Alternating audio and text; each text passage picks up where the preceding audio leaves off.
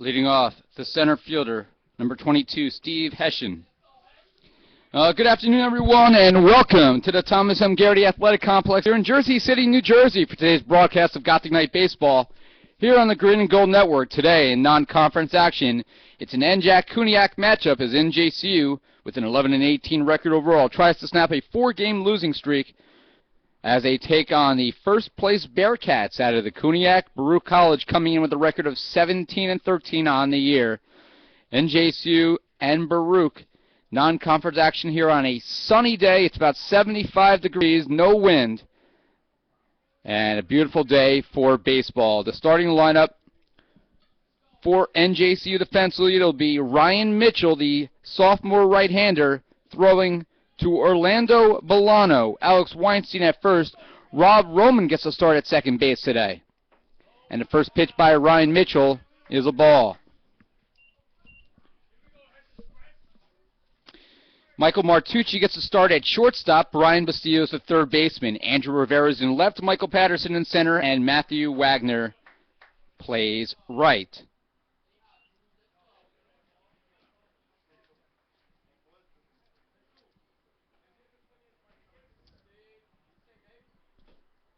To a pitch is low. Steve Hessian, leadoff batter, a senior, 5'10", left-handed hitter from Staten Island, New York, Staten Island Tech High School, playing center field. And that's belt high for a strike, and it's 3-1. He'll be followed in the lineup by right fielder Alvin Mata. Thomas Daly, the first baseman, the two-time Cuniac Player of the Week, bats third. And that's ball 4, and Hessian walks on 5 pitches.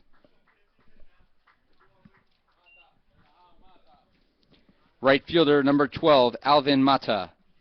So Mata hitting .352 on the year. He's a senior, 6'3" from Tuckahoe, New York. Hits right-handed and throws that way as well. Cleanup hitter is the third baseman, Yancy Tavares. Throw back to first, and back in standing is Hessian. John Uxicol is the left fielder. Justin Torres, the DH, bats 6. Aldo Altamirano is at back to first again. Altamirano bats 7th, plays second base, with Tommy DeJesus, the catcher, batting 8th, and Harold Fernandez, the shortstop, batting 9th. Ryan Mitchell making his second start of the season, his 10th appearance on the mound. That's a ground ball, tailor-made double play. Martucci flips to Roman, onto first, easy. 6-4-3.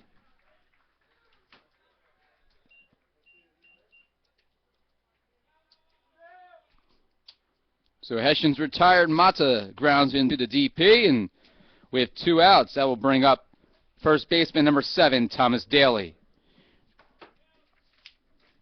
Thomas Daly hit .533 last week, 16 for 30 with 13 RBIs and 14 runs. He had 6 RBIs and was 4 for 5 against Manhattanville, scoring 3 times with 3 steals.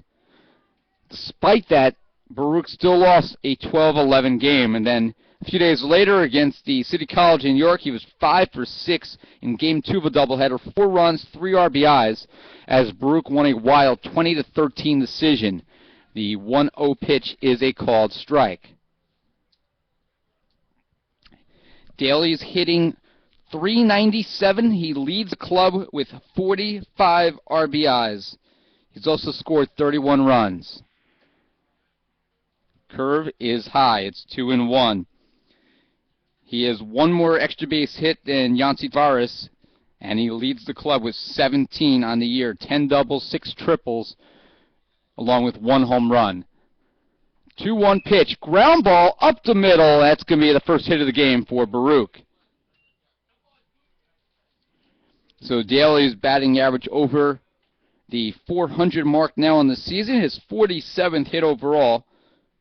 Steve Hessian, who reached on the walk before being retired on the double play, has an even 50 hits. Third baseman, number 25, Yancy Tavares. Tavares hitting .337 as the throw goes back to first, and the Gothic Knights will check Daly. Daly has 12 stolen bases and 16 chances. As a team, Baruch has been running a lot, and they've been fairly successful. 92 steals in 101 attempts this year. That is low. Ira Thor with you here on the Green and Gold Network. Margie Alfano running the camera today from the third base side bullpen. Ground ball over to Martucci. Flip to second. Moroman steps in the bag, and the force play ends the inning. So Tavares on the real fielder's choice sees Daly retired 6-4. First inning for Baruch. No runs, 1 hit, and 1 left on. Gothic Knights coming up. And here's today's batting order for the Gothic Knights. Michael Patterson will lead off and play center field. Brian Bastillo bats second and mans third base. Pete Senizin, the DH in today's game. He's been starting at second. Today the Gothic Knights will give Roman a chance defensively, and Pete will stay in the lineup because he has been sensational since becoming an everyday starter. We'll tell you more about that when he comes up. Michael Martucci, the shortstop, is the cleanup hitter. Alex Weinstein, the first baseman, bats fifth. Matthew Wagner, the right fielder, is in the sixth spot, followed by Andrew Rivera, last week's New Jersey Athletic Conference Player of the Week, batting seventh. Rob Roman, second baseman, bats eighth today, and Orlando Bolano, the catcher, bats ninth. Alex Fabian will make the start today on the mound for the Bearcats. Freshman right-hander, 6'2", from Jackson Heights, New York, St. Francis Prep High School. And Fabian enters today's game with a record 1-3 overall and a 6.88 ERA. He'll be throwing to Tommy DeJesus. Around the infield, Thomas Daly plays first. Aldo Altamirano is the second baseman. Harold Fernandez at short, and Yancy Tavares, the third baseman. John Yuxicol is the left fielder. Steve Hession, the center fielder. Alvin Mata in right.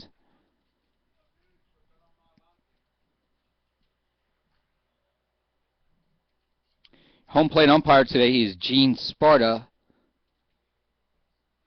Larry Shankalapur is the field umpire, and if you think that's easy to say, you should try spelling it.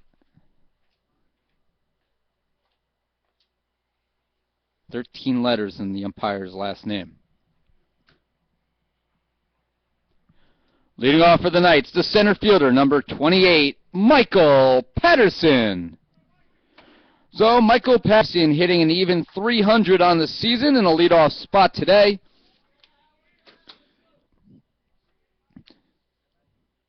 Patterson fifth on the team among everyday starters.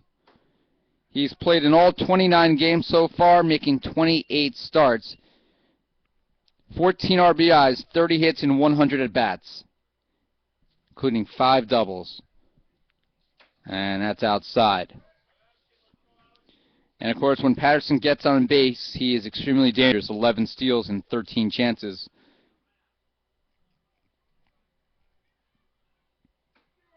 That's inside at the knees on the corner, and it's 2-1. Baruch is 8-0 in the Cooney, and they've either destroyed opponents or played extremely close games. And that is lined to center field for a leadoff base hit for Michael Patterson, and the Gothic Knights have the leadoff runner on. Third baseman, number 19, Brian Bastillo.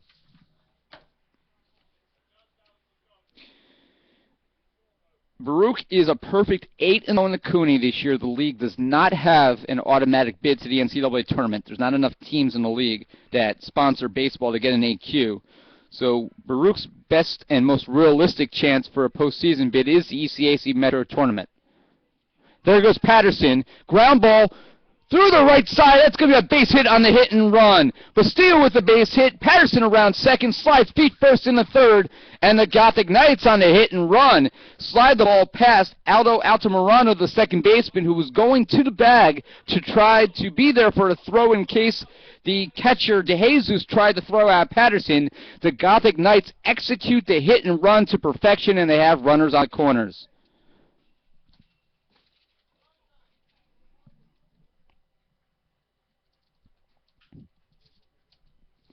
The designated hitter, number 15, Pete Senizin.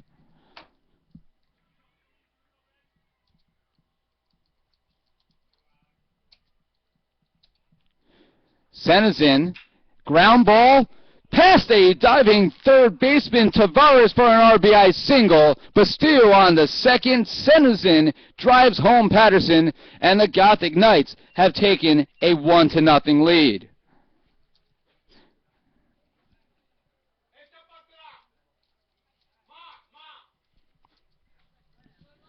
Shortstop, number 10, Michael Martucci. The third baseman, Tavares, was playing shallow there, guarding against maybe a sacrifice bunt or a squeeze bunt, actually, is what that would have been. And the Gothic Knights able to capitalize. Senizin getting the RBI. And that's fouled off by Martucci, who did try a sacrifice but fouls it back at us. Pete Senizin's 7th RBI of the year, his 20th hit, and we were talking about how Senizin has been productive. In his last 9 games coming in, since he's pretty much taken ownership of the second base position, that came on April 5th against William Patterson when he started the first 9 games in a row, and during that stretch he's batting .412, 14 for 34 with 8 runs and 4 RBIs. He's also walked 3 times and accumulated a .474 on-base percentage. He's only committed 4 errors all season.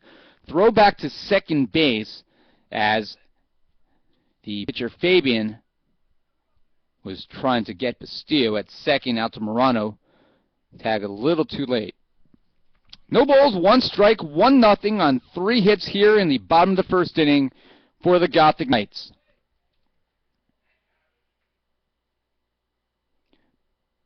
And that's lined over the head of a leaning in umpire. That's going to be an RBI as Martucci will advance to second on the throw. The throw went to third. Brian Bastillo scored, and Pete Senizin was able to slide in ahead of the throw from the center fielder. And NJCU has taken a 2-0 lead. A line drive single up the middle by Martucci.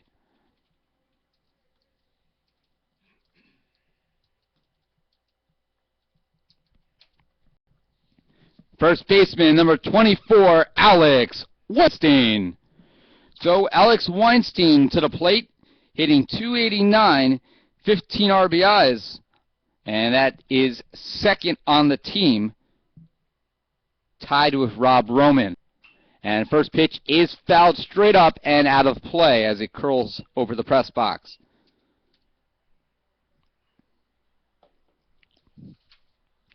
Baruch, as a team coming in, is hitting .306. It's almost identical to their opponent's batting average, .307. And the scoring has been similar as well. Baruch has scored 223 runs, 6 more than its opponents coming in. But the Gothic Knights have already scored twice here. So it's now 223, 219 on the season, the margin. That was ball 1 to Weinstein. The leader in the NJAC in sacrifice flies with nobody outs here, or nobody out here in the first. This is a sac fly opportunity for Weinstein, who hits a lot of fly balls, and that is high. Martucci at second, Senizin at third. Gothic Knights with 4 singles here in the bottom of the first inning. Ground ball right at the third baseman. The throw home is in the dirt, and scoring on the error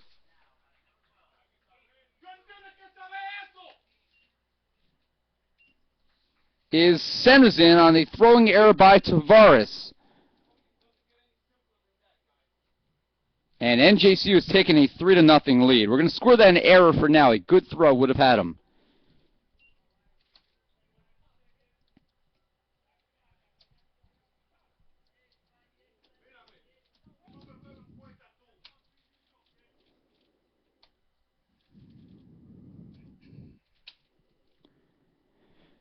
Now bring up Matt Wagner now with runners on the corners. There goes Weinstein. Ground ball towards Tavares.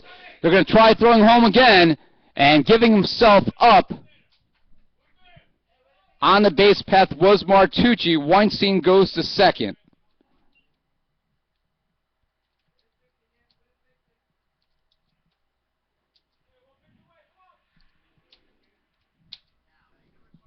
Left fielder number 1, Andrew Rivera. So Rivera's up now. He leads the club with 25 RBIs, and Wagner at first, Weinstein at second. 3-0 NJCU. And the first pitch is a fastball, belt high. Yeah, Martucci really didn't give an incredible amount of effort there trying to outrun Tavares, but I don't think he really could have gone too far, and more so, I don't think Weinstein would have had enough time to get to third, which was the sole purpose of trying to remain alive in the base path.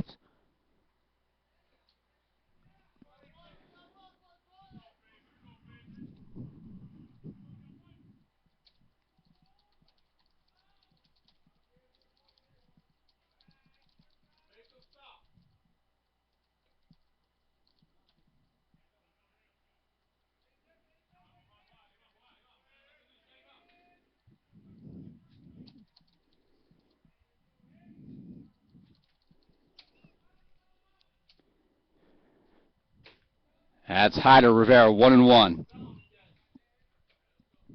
Or, yeah, it's 1-1. Andrew Rivera last week was the NJAC Player of the Week. He was also named the ECAC Metro Division III Player of the Week. Was named the New Jersey Collegiate Baseball Association Division II and III Player of the Week. And then was named to the D3Baseball.com National Team of the Week. And that is a ball. It's 2-1. So a pretty productive week for Rivera, who had never received a weekly honor, not even a rookie honor, in his career. 2 balls and 1 strike, 3-0 NJCU, bottom of inning number 1.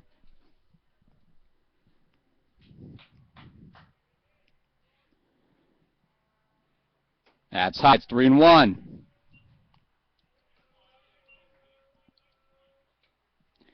On the adjacent field, NJCU softball facing Ramapo, one of the best teams in the league, coming in at 21-5, and there is no score. NJCU has out-hit Ramapo 5-2.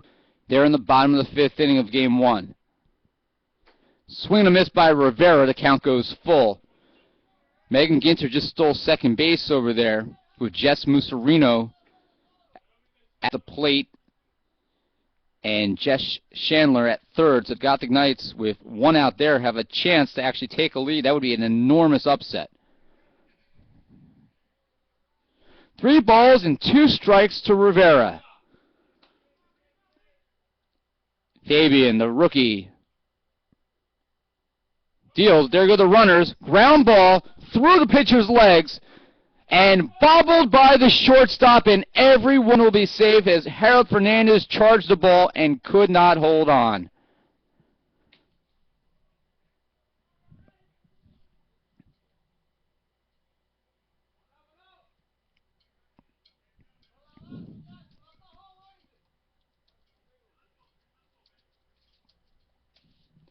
Second baseman, number 11, Rob Roman. So the Gothic Knights get a break. It wasn't an easy play, but it was a play that should have been made, so we will score an error on that. And that's ground ball by Roman. Fernandez dives. He will not have a play. An RBI single by Rob Roman. And NJCU leads 4-0. Weinstein scoring. Wagner on the third. Rivera goes to second, and there'll be a conversation at the mound.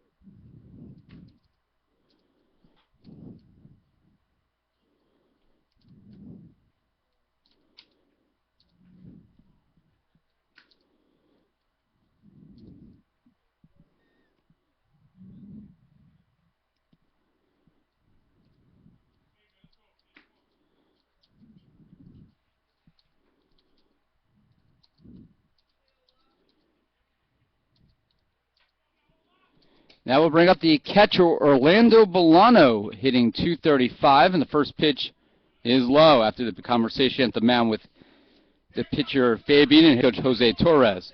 Catcher number 7, Orlando Bolano, as we announce him here to the modest crowd.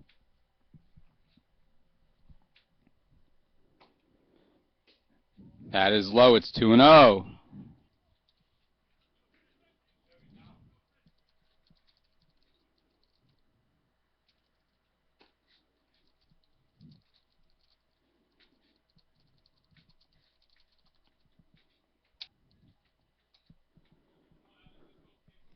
Two balls and no strikes. Fabian felt high. Bolano takes a look at umpire Gene Sparta. Didn't agree with that, but it is 2-1.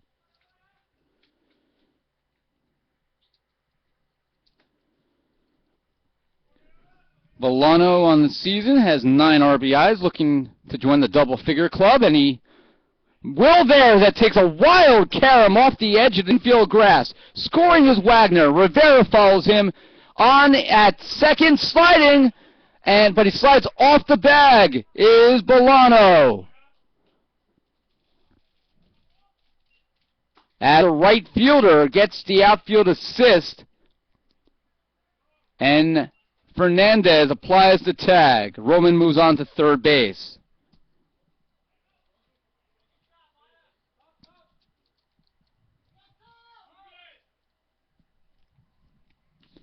Center fielder, number 28, Michael Patterson.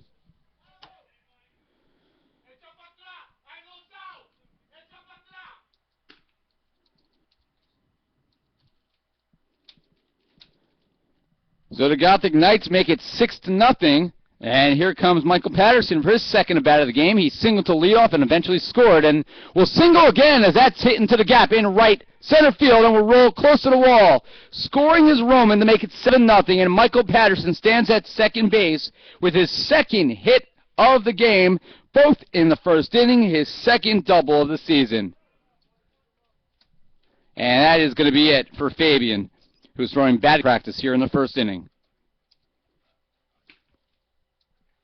Hasn't really been helped out too much by his defense, but either way, NJCU has taken a 7-0 lead, and that's hit for Fabian, whose ERA is going to skyrocket today.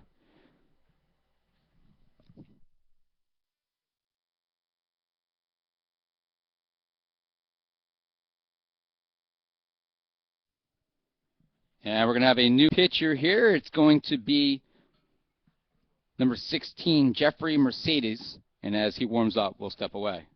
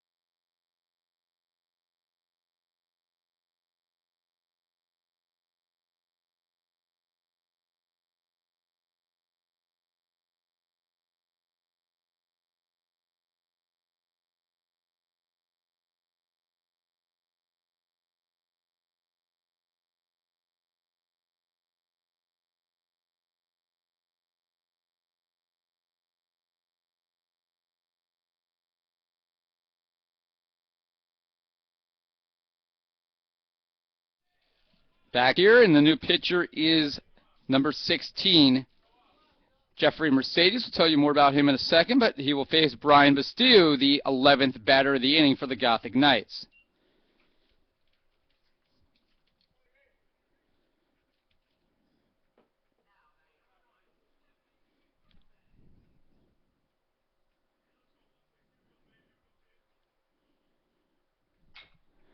Chopper in front of the mound. Mercedes will field, throw to first for the second out. Patterson goes to third.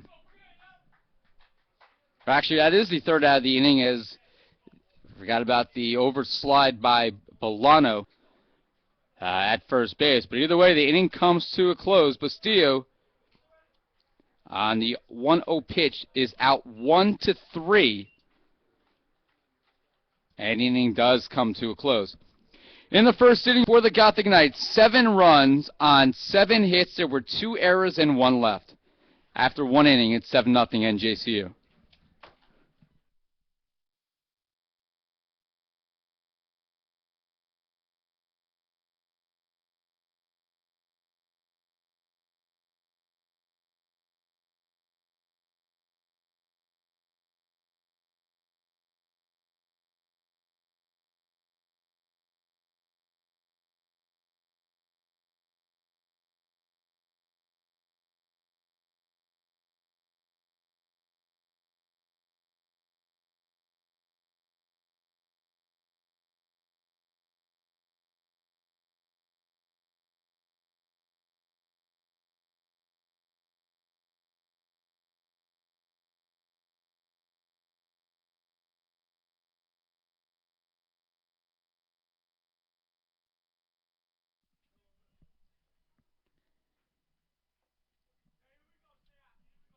Left fielder,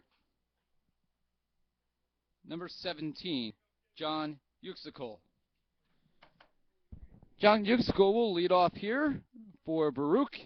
They have a lot of work to do, trailing 7-0, and the first pitch by Ryan Mitchell is a called strike. Gothic Knights softball team just left the bases loaded in the bottom of the 5th inning, but they have taken a stunningly 1-0 lead over Baruch College. They have out-hit the Roadrunners 6-2.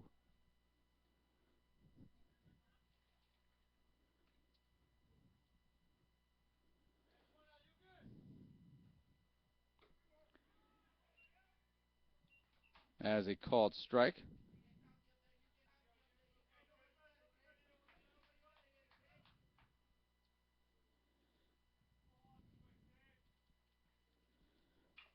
As grounded foul.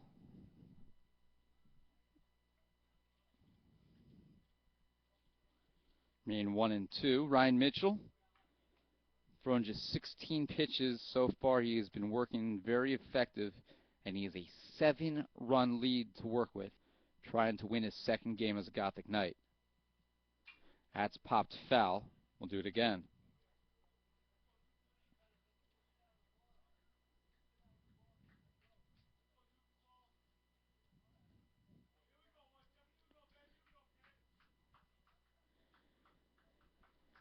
One ball, 2 strikes.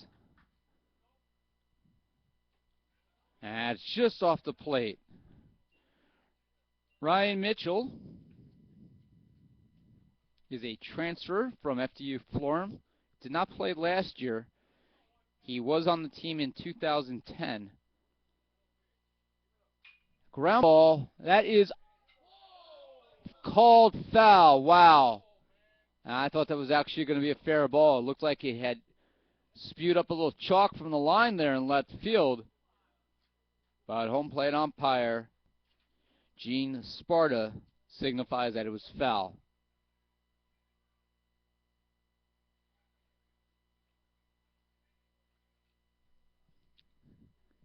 As they have a conversation here between Jose Torres, the head coach, and Gene Sparta.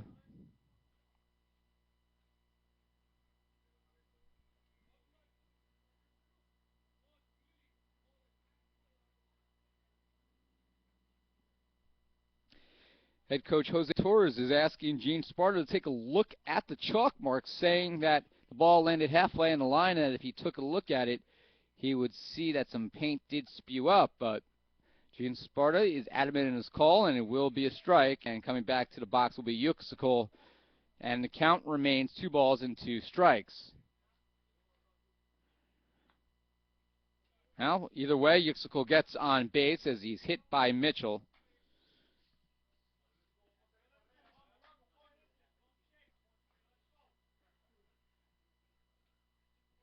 as the 6th batter that Mitchell's hit this year, as he's second most on the team. Designated hitter number 13, Justin Torres. So nobody out. Yusuke on first, and that's lined on the ground. Weinstein over to Martucci, back to first for a 3-6-3 double play.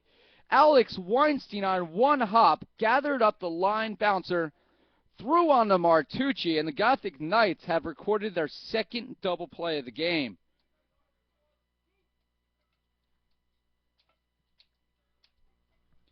Third baseman number 36, Aldo Altamirano. Altamirano is the second baseman for the Bearcats, and he looks at strike one. Hitting .265 in a year is Altamirano, junior from Flushing, New York, out of Robert F. Kennedy High School. Ground ball. Martucci knocks it down with his glove and past Roman, so it will be a base hit by Altamirano, taking advantage of the carom.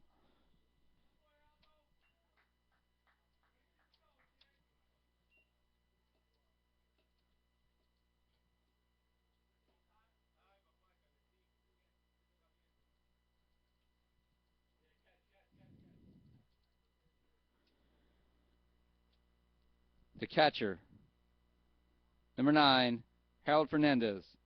Correction, Tommy DeJesus. Tommy DeJesus, the catcher, is hitting .254. He's the number 8 hitter in the lineup for Baruch. Throw back to first, and in standing is Altamirano. DeJesus is a junior from Santo Domingo in the Dominican Republic. And that's high for ball one. You know, what a difference it's been for Ryan Mitchell. As a freshman in 2010 at FDU Florham, they used him just once for one inning. He faced 3 batters. He was perfect. He struck out one batter, did not walk anyone, did not allow a base runner. He was perfect, but they only used him once, and he's really seen quite a different approach here at NJCU, where he's played now in 10 games as a pitcher. Slider there, Bolano couldn't hold on, but Altamirano cannot advance. 2 balls and 1 strike.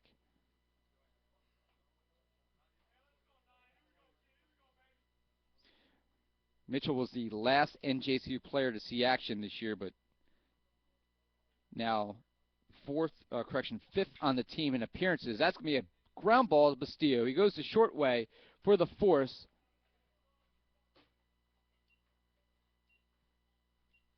And the inning comes to a close as Altamirano is retired 5-4. Second inning for Baruch. No runs, 1 hit, 1 left. At the end of 1.5, it's 7-0 NJCU.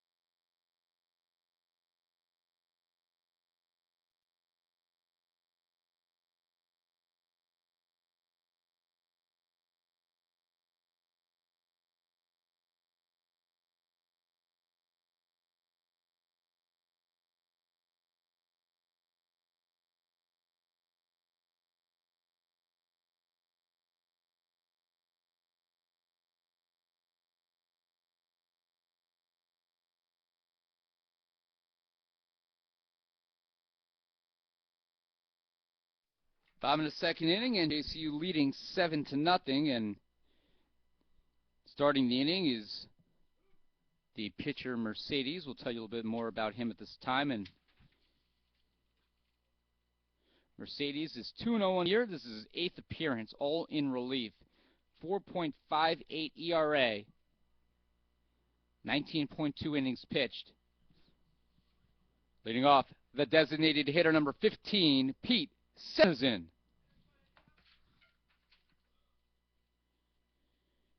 19.2 innings pitched. He struck out 12, walked 5, allowed 10 earned runs on 22 hits. And Senizin went around, strike 1.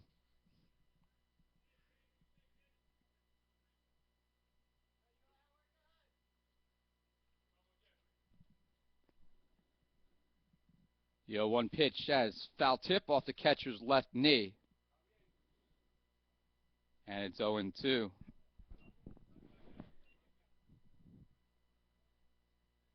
That immediately draws the attention of NJCU baseball trainer today, Chris Boyle.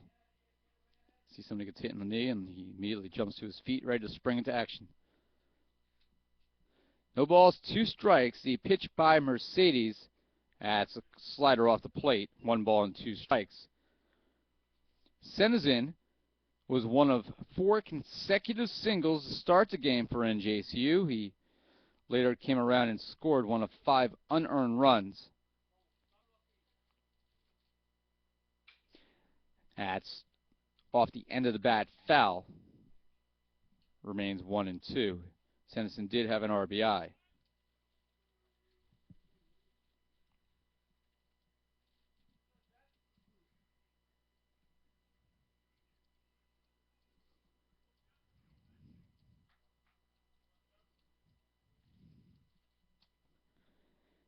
In the dirt, 2-2.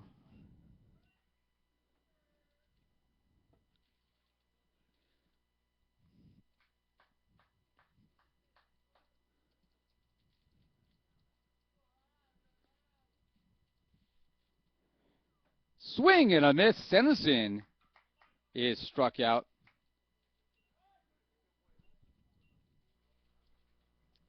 Shortstop, number 10, Michael Martucci.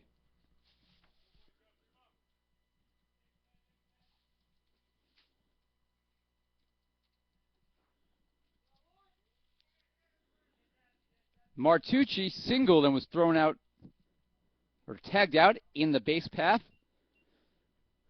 But he did have an RBI, and he takes ball 1 here. NJCU 7 runs on 7 hits. Baruch has 2 hits. They've committed 2 errors. That's ground ball off the pitcher's mound and up the middle for a base hit for Martucci, who is 2 for 2.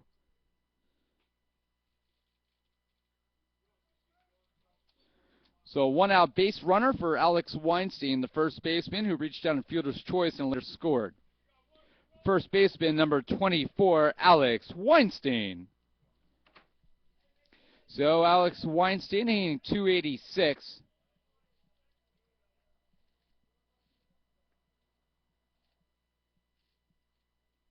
And Baruch College has taken, in the top of the 6th inning, a 2-1 lead, so doesn't last long. And first pitch to Weinstein is fouled away, 0-1.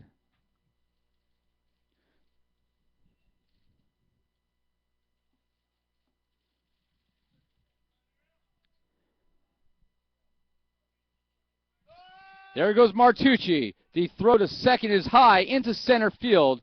Martucci is going to have to stay at second as the play was backed up by Steve Hessian, the center fielder. Michael Martucci with his team best 13th stolen base of the year in 16 opportunities. And the pitch, we believe, was ball 1. And it was.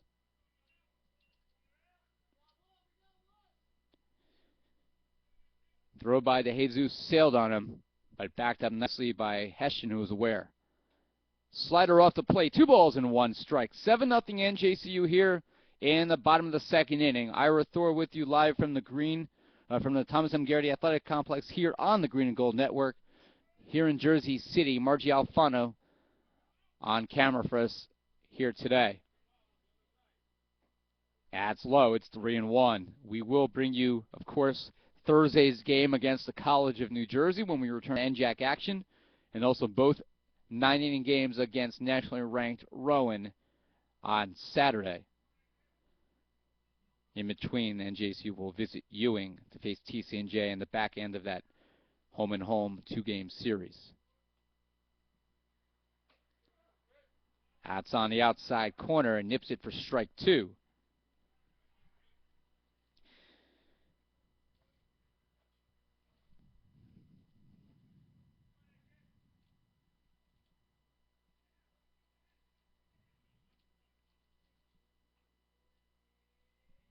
Full count. The pitch is chopped foul.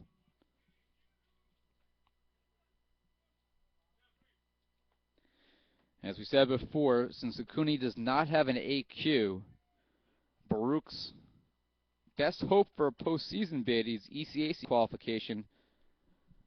They are 8-0 in the Cooney. They play some big games this weekend against the College of Staten Island. That's popped in the air, right field. Mata underneath it, reaches up and makes the catch. Martucci tagging. The throw will be offline. So a productive out, but there's now 2 away. The right fielder, number 32, Matt Wagner. Wagner reached on a fielder's choice and later came around, scored in the first inning. His average at .312 on the year. And speaking of ECAC, I am the chair of the ECAC Metro Committee, and when you look at a resume for a team like Baruch, they've played a tough schedule.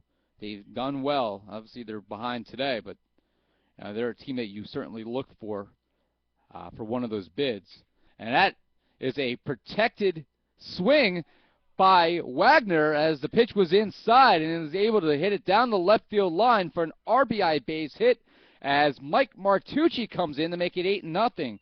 The pitch was basically shoulder high, and Wagner didn't really give a full swing at that. It was more of a protect himself swing, and a little break there for Wagner as he drives in the run. His 12th RBI of the season. It's 8-0 NJCU.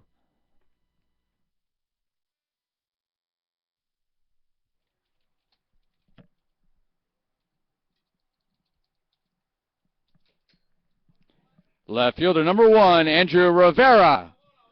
Andrew Rivera, who reached on an error and later scored, fouls off the first pitch straight back. Now, with the ECAC, you're usually having a 4 or 6 team field, depending on the number of teams that are ECAC eligible. You have to be at least 500. Rivera hits that in the air, down the left field line, and sliding and unable to make the catch in fair territory is the left fielder Yuxicol. Are they going to say that he was in foul territory? That's a bad call. He was in fair territory when he dropped that ball. Wow. Maybe that's a makeup from before, but clearly from our vantage point, that was in fair territory. He slid. That ball was going to land fair.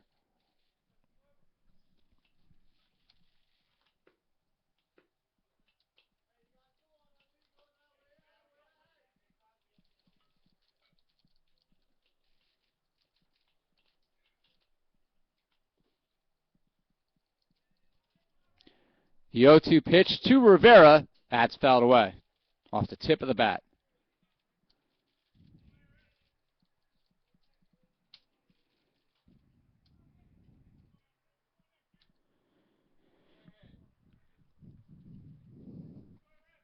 Eight to nothing NJCU.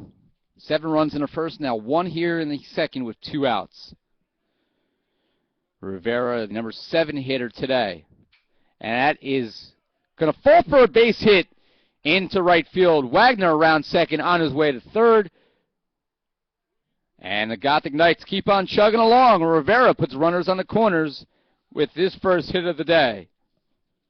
For Andrew Rivera, it's hit number 37 on the season, second only to Michael Martucci, who is 2 for 2 today and has 39 hits.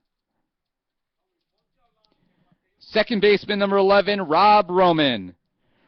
Rob Roman had an RBI single in the first inning with a 3.85 grade point average. Rob Roman, a criminal justice major, concentrating in national security studies, wants to work for either the CIA or the FBI eventually. And head coach Jose Torres out to have a conversation as he calls time. And he's out to have a conversation with Mercedes.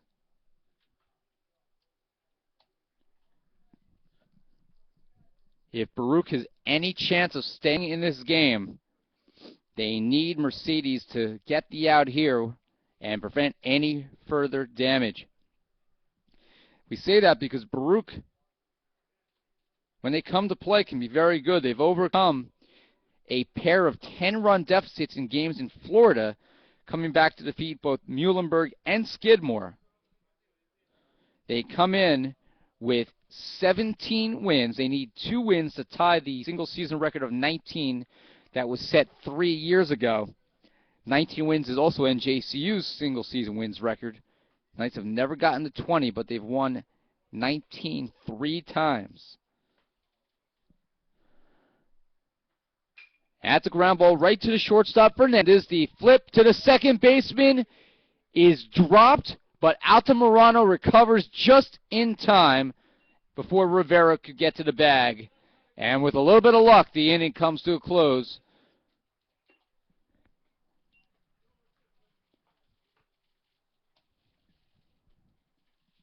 So Roman hits into the fielder's choice, Rivera out 6-4, and the frame comes to a close. Second inning for New Jersey City, 1 run on 3 hits, 2 left. At the end of 2, it's 8-0.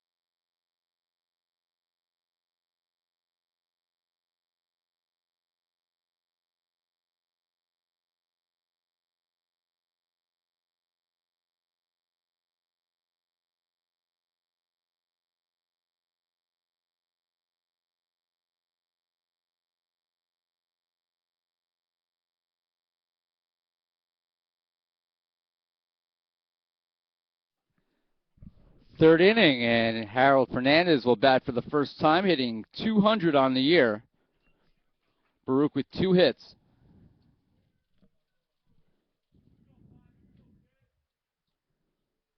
Rampo has extended that lead to 4-1. 5 hits in the 6th inning. Gothic Knights softball had the 1-0 lead, but not doing well with Prosperity there. That's off the plate. 2 balls and 1 strike.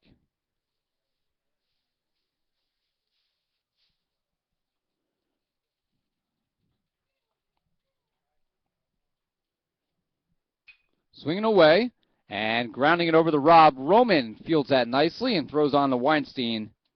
1 away. The center fielder, number 22, Steve Hessian. Steve Hessian walked to maintain a .413 batting average to lead off the game. Hessian, top hitter in the lineup for Baruch, 50 for 121 on the year. He leads the team in RBI in runs scored with 39.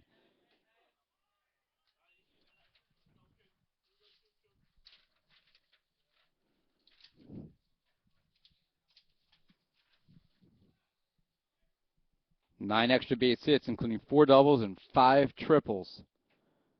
That's low, 1-1.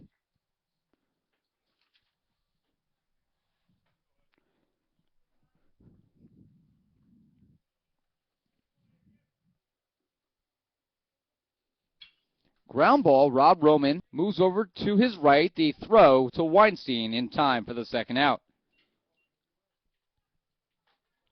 So back-to-back 4-3 groundouts, and that will bring up the right fielder, number 12, Alvin Mata. Mata grounded into a 6-4-3 double play in the first inning, one of two double plays turned by NJCU in the first 2 innings of today's game. And that's strike one. Mata hitting .348. Senior from Tuckahoe, New York.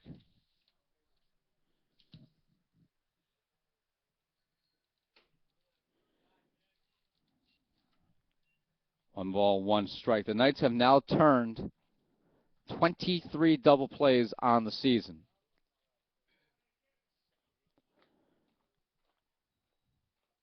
That's inside 2-1. Defense, while there have been a couple of games, particularly the Kane game last week, where they committed 7 errors and pretty much cost themselves a huge upset win. But for the most part, the defense this year has been significantly improved and a lot smoother as well, and that obviously helps when you're trying to turn double plays. That's outside, 3-1.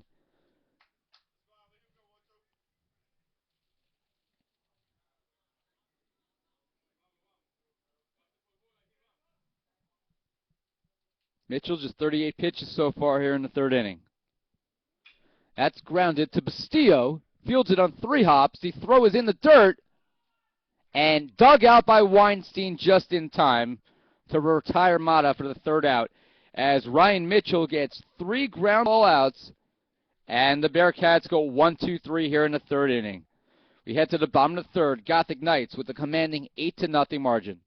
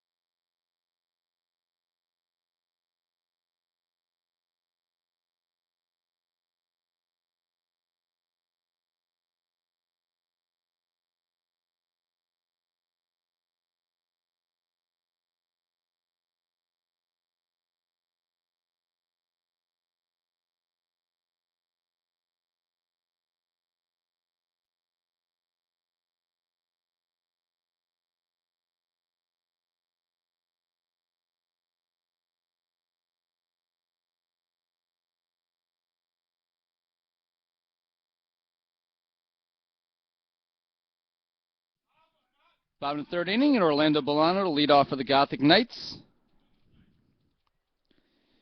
NJCU with a 10-2 margin in hits, and that same 8-0 margin on the scoreboard. Bolano had a 2-run single that caromed off the lip of the infield grass.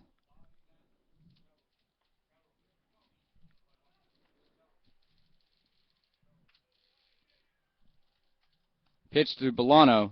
Swing and a miss. 1-1.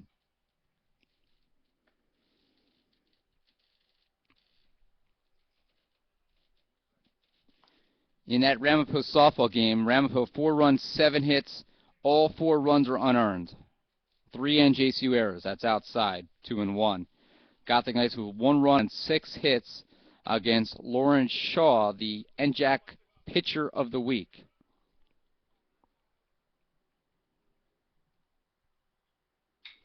Hit in the air, shallow center. The center fielder, Hessian, comes in and reaches up to make the catch. 1 away and back to the top of the order. Center fielder number 28, Michael Patterson. Michael Patterson, who was halfway to the cycle in the first inning, a single, a double, 1 RBI, and a run scored. Third at bat of the game, his average up to .314 on the season. And that's a called strike.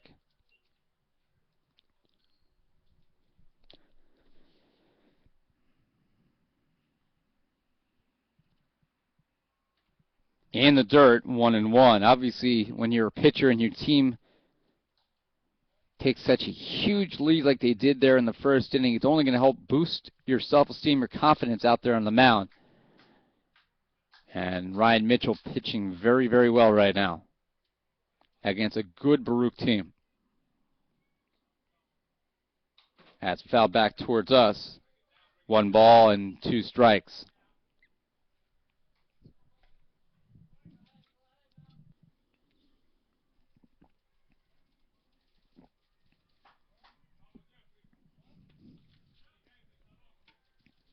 One-two pitch. That's in the dirt.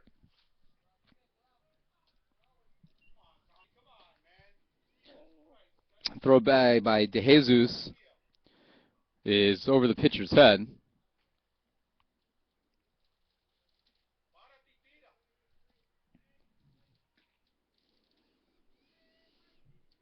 Two balls, 2 strikes. DeJesus sets up outside. Patterson swings and misses at a pitch in the dirt. First time he's been retired today, and now 2 away. Third baseman, number 19, Brian Bastillo.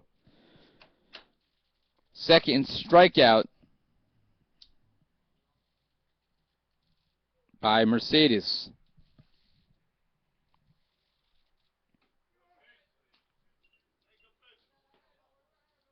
That's a slider. Nipped the outside corner for strike 1.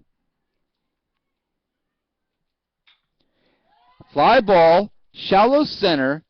Altamirano now in right center. About 10 strides into the outfield, makes the catch, and the inning comes to a close, and the Gothic Knights go 1-2-3. Third inning for the Knights. No runs, no hits, nobody left. We head to the 4th inning. It's 8-0.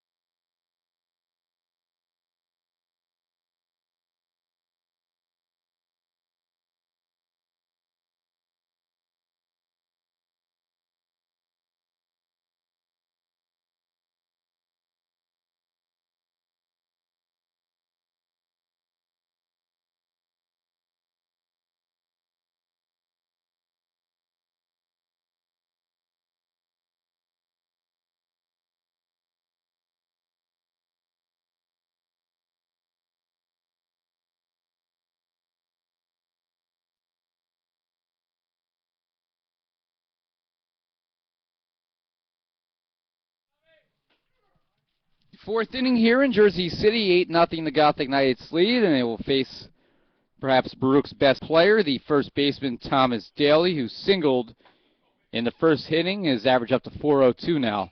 Ground ball, Roman dives, but it gets past him as he was a little slow to react there, and Daly has his second hit of the game. He's 2 for 2.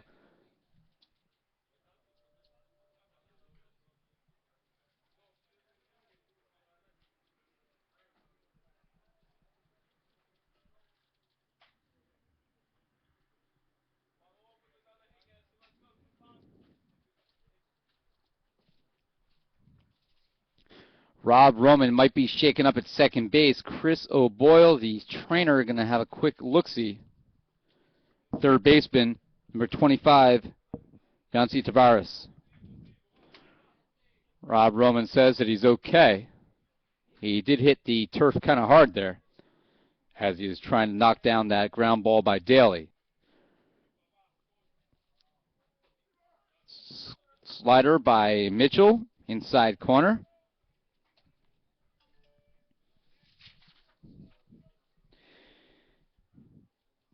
Daly's been the Kuniak MCU Player of the Week. As that throw gets past Weinstein, the throw to shortstop will not be made. It is an E3 muff throw on Weinstein.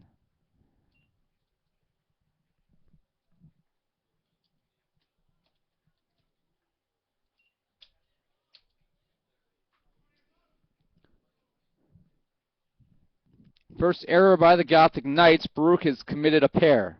They both came in the first inning. Mitchell deals. That's low, 1-1. In fact, Baruch actually swept this week's awards in the Cooney. Thomas Dillon was the league's player of the week. He also won the award on April 2nd. Jesus Izarra was the Cooney pitcher of the week. Paul Perez, a pitcher, was the rookie of the week. He's been a past pitcher of the week as well. Swing and a miss.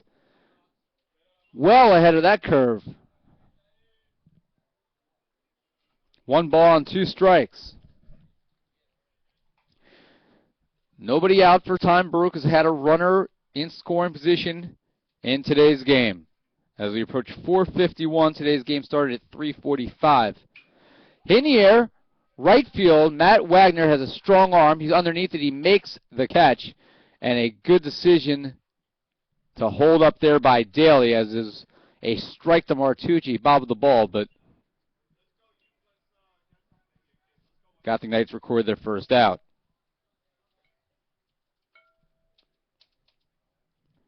Left fielder, number 17, John Yuxicol. Yuxicol was hit by a pitch in the second inning. Sophomore, 6 foot, out of Brooklyn, New York, James Madison High School.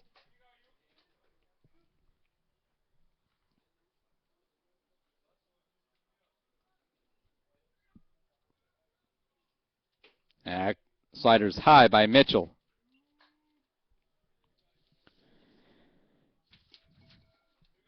Daly on the year has stolen 12 bases. He's been thrown out 4 times.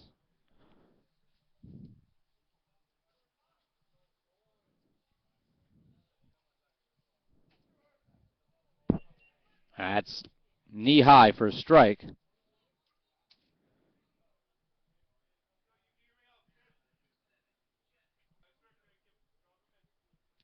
Gothic Knights softball now down 5-1, so the last chance for them coming in the bottom of the 7th against a very good pitcher.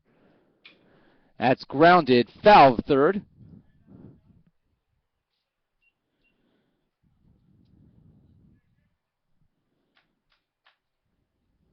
One ball and 2 strikes. Ryan Mitchell, he wears number 54 for NJCU, making his second start of the season, the 5'10", 155-pounder from Colonia, New Jersey, Colonia High School, business management major. That's high.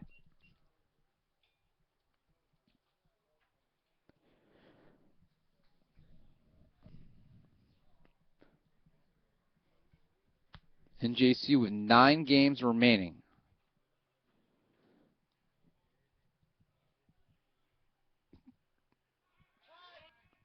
Mitchell steps off. Mike Martucci to have a quick conversation regarding what their plan is here, what their strategy is to hold on Daly. There is 1 out.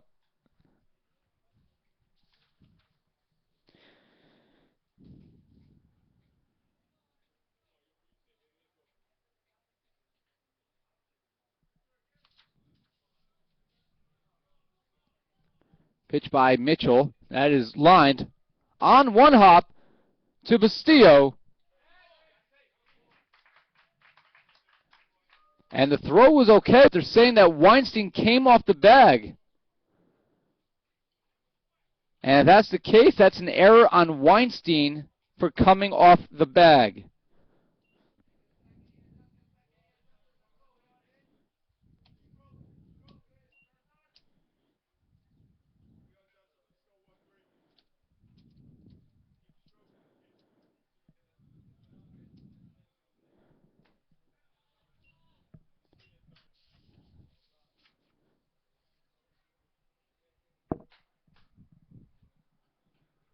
Designated hitter Justin Torres.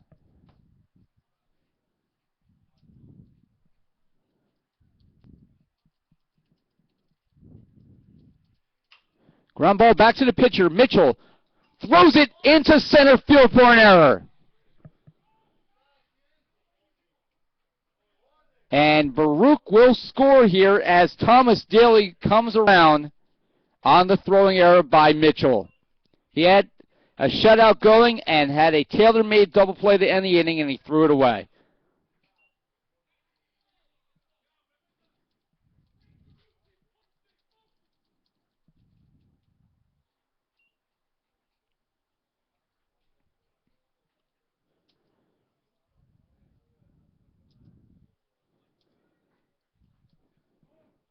Zobolano out to calm down the infield. I know there's one out.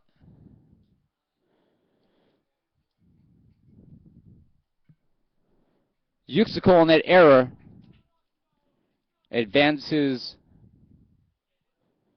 2 bases, so he's at third base. The run by Daly is unearned at the moment. Could change. And it'll be the second baseman, Altamirano, up, and he takes strike 1. Second baseman, Aldo Altamirano. So still one out. Another ground ball here, if it's cleanly thrown, could get NJCU out of this inning. That's fouled away.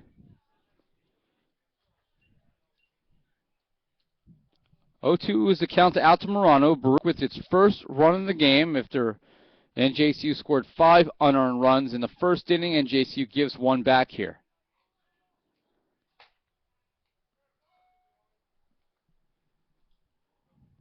Mitchell deals from the stretch, hit in the air to center field. Michael Patterson is there, and he makes the catch. The throw is cut off by Weinstein, and the sacrifice fly as Yuxico scores. Nothing is earned this inning.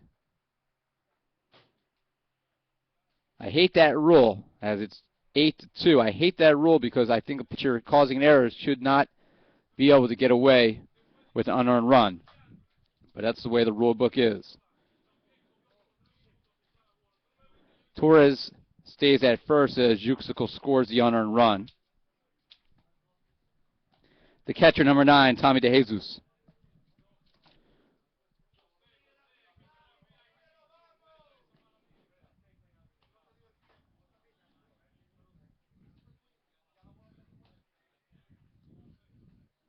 Final score, Ramapo defeated NJCU 5-1.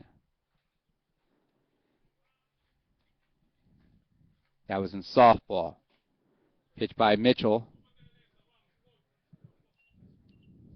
His ball 2.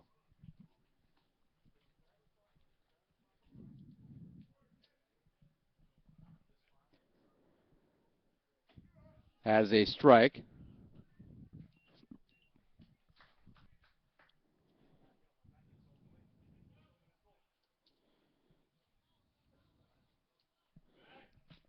Torres back to the bag. Obviously, NJCU now with 3 errors, all in this inning. 2 on Weinstein. Ground ball through the hole. Rivera was playing very shallow, but Torres moves to second base with the 2-out single.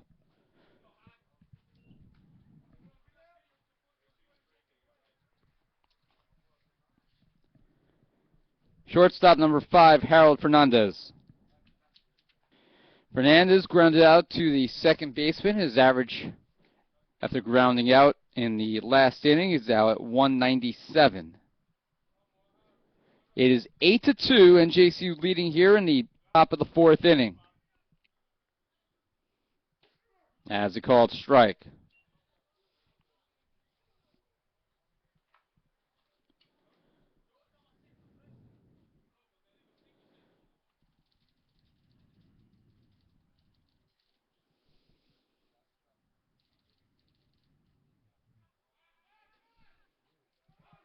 They're back to first, and just back in safely is DeJesus.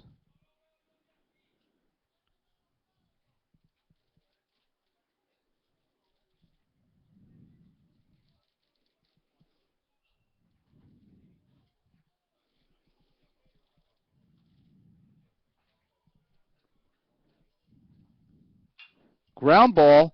Roman has it. will take it to the bag himself, and the inning comes to a close.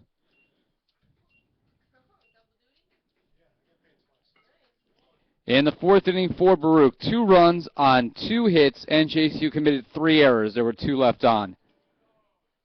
After 3.5, it's 8-2.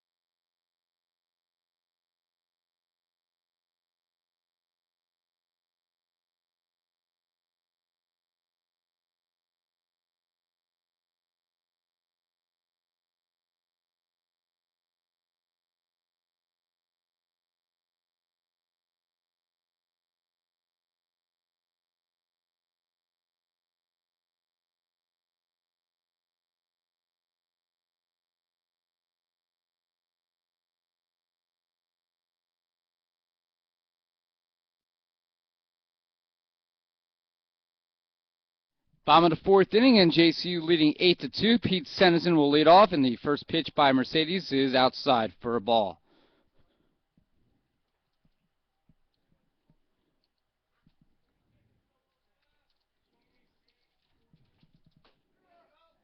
As a strike, as Senison gave it a look.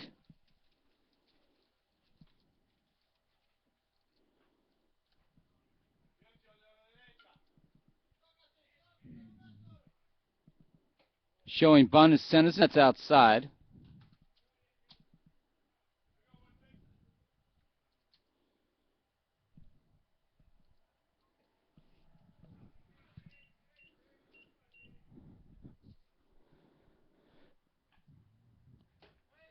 That's strike 2. 2 balls and 2 strikes.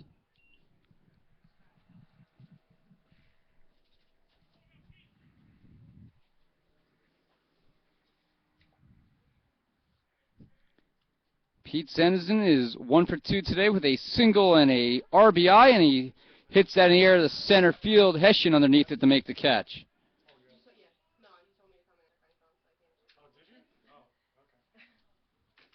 So 1 away, and NJCU has actually had its last 5 batters retired in order. Shortstop number 10, Michael Martucci. Michael Martucci 2 for 2 today with 2 singles, an RBI, and a run scored, 1 out. He'll be followed by Alex Weinstein, and the dropping curveball there by Mercedes. Nice pitch at strike 1.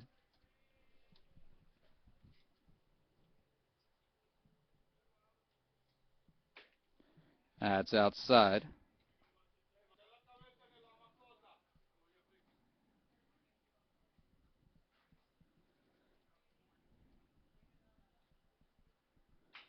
Ground ball up the middle. Coming over to cut it off is Altamirano. The throw is wide of the bag, but no way that he would have gotten Martucci, so it is an infield single.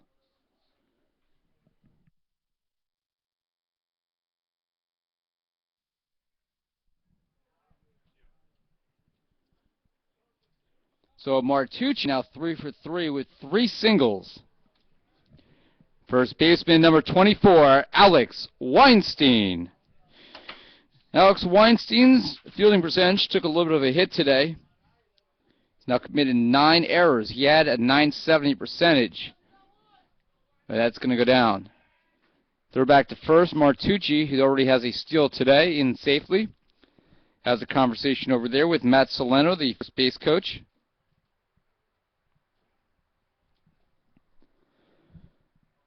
NJCU leading 8-2. Martucci sliding in safely again as they continue to keep him close to the bag.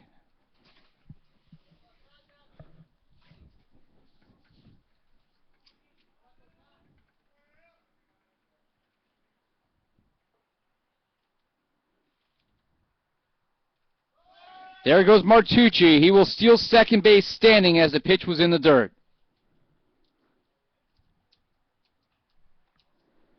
That's ball one to Alex Weinstein, now with a runner in scoring position.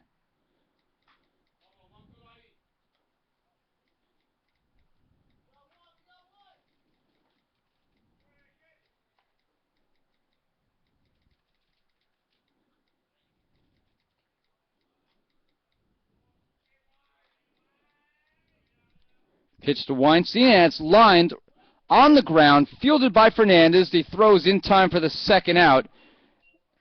Martucci on to third.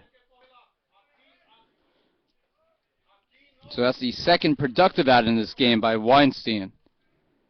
Right fielder number 32, Matt Wagner. Wagner singled and knocked in a run in the second inning. He reached on a fielder's choice in the first, the rookie out of Colonia. 1 for 2 today. And that is ball one.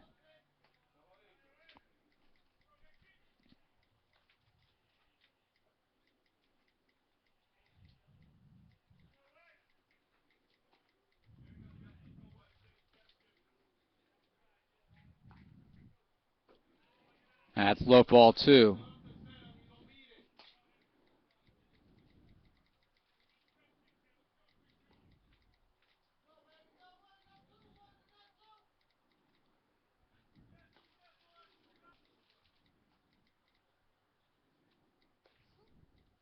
That's high.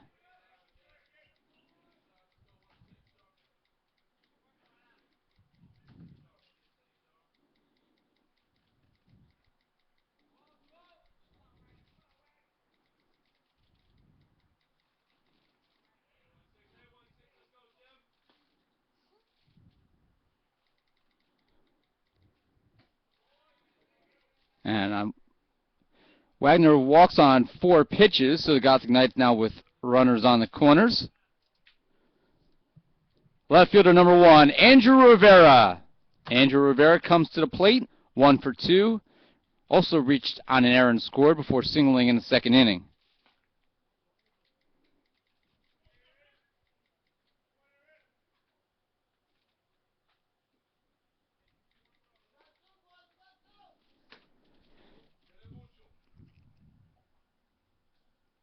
Wagner, big lead off first as Rivera takes strike 1.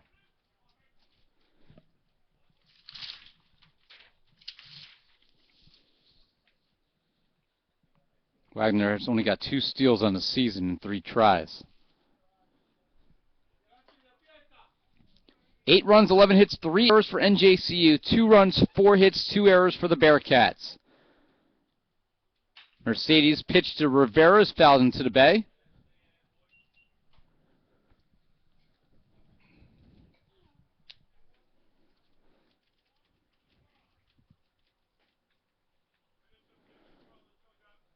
So it'll be an 0-2 count here with 2 outs. Bottom of the 4th inning.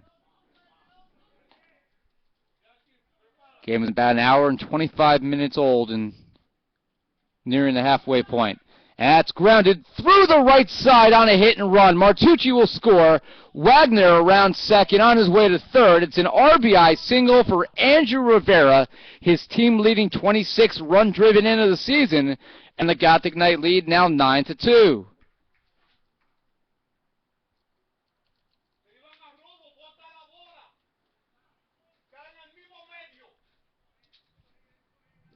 Second baseman number 11, Rob Roman.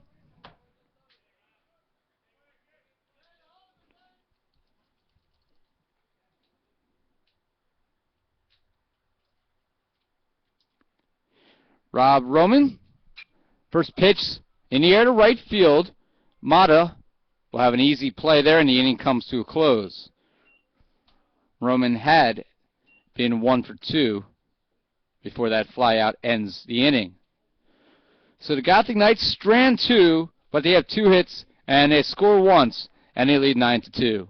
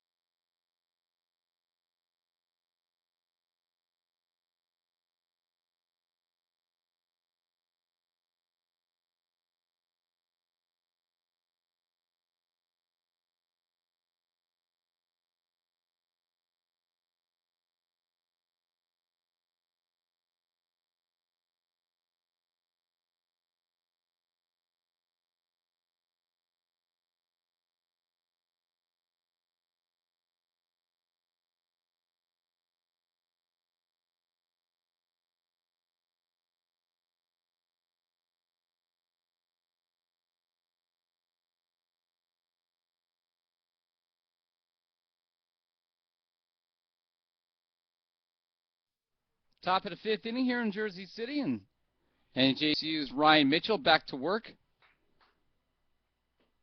Needs 3 outs to be eligible for the victory today, trying to improve to 2-0. First pitch to Steve Hessian, who's over 1 with a walk, is a ball. Hessian hitting .410. Ground ball. Rob Roman comes over on the hop, plays it cleanly, 1 away.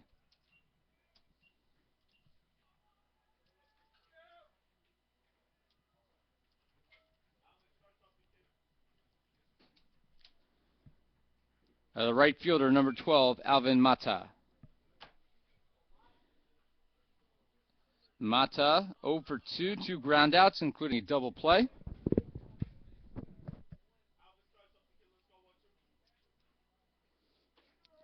Slider by Mitchell. Mata's knees buckle in that one, as that slips back over the plate for strike 1. That's a ball, 1-1. 65 pitches so far by Mitchell in an effective outing. 39 for strikes after he was roughed up against Ramapo, walking 4 batters in 1 inning in Game 1 on Saturday. Ground ball, Martucci on the hop from the middle of the diamond. Perfect throw for second out. So 2 up, 2 down, and that will bring up first baseman number 7, Thomas Daly. Daly has been the bright spot in the lineup today for Baruch. He has half of their hits, 2 for 4. 2 of their 4, I should say. He's 2 for 2 today, 2 singles and a run scored. Baruch scoring a pair of unearned runs in the 4th. NJCU 7 runs in the 1st, 1 in the 2nd. Slider is a strike, belt high in the outside corner to Daly, the left-handed hitter.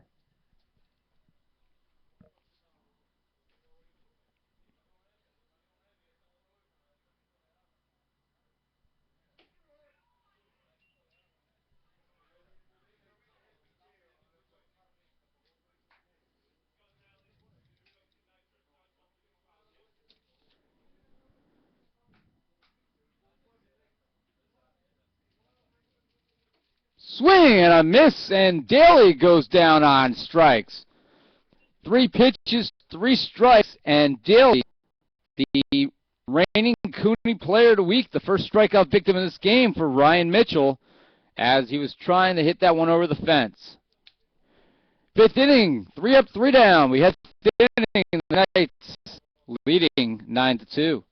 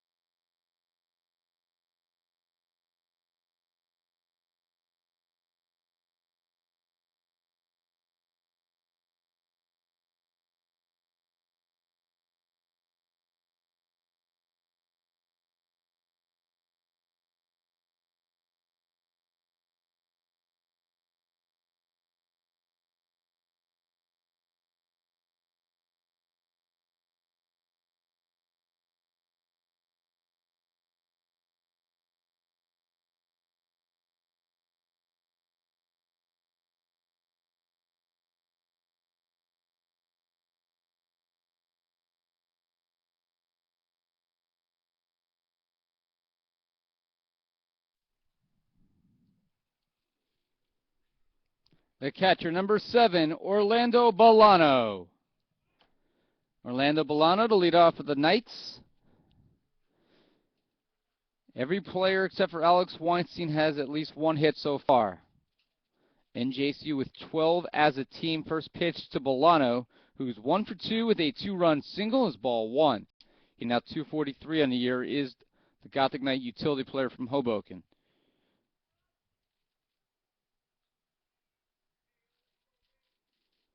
Swing and a miss on the outside fastball. 1-1.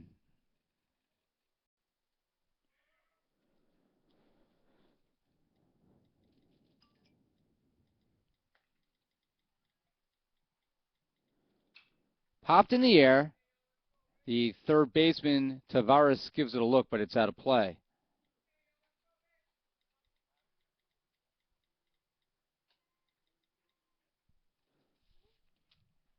One ball, 2 strikes. Mercedes, who came in with 2 outs in the first inning, out for his 4th inning. Swing and a foul tip. Bolano stays alive.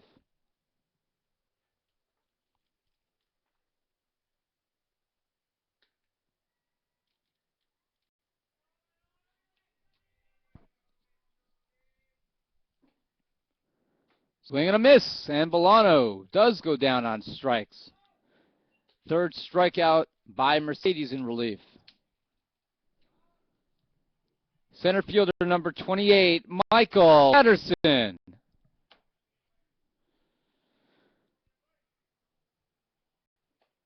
NJCU up 9-2 on Baruch. Baruch with 2 wins last week against Lehman, team that defeated NJCU this year. Game the Gothic Knights would like to have back.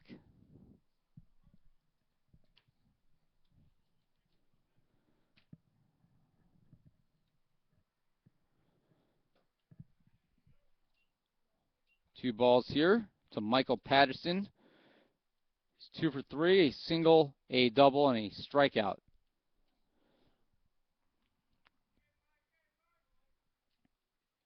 Bounces that one in the dirt, does Mercedes. And it's 3-0 with Bastillo on deck.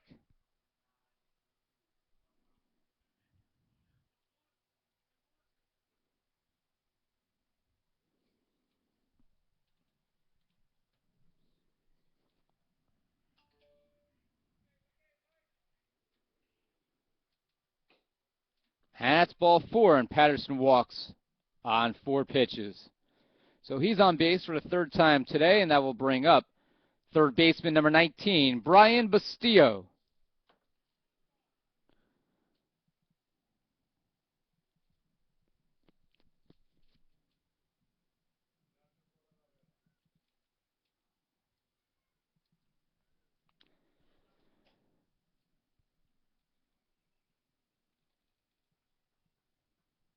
Patterson with a modest lead dives back into first safely.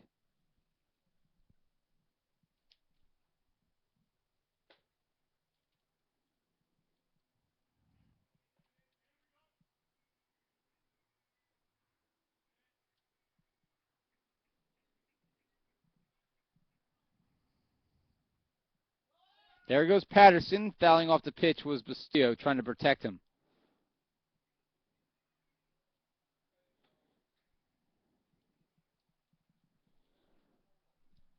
So 1 strike.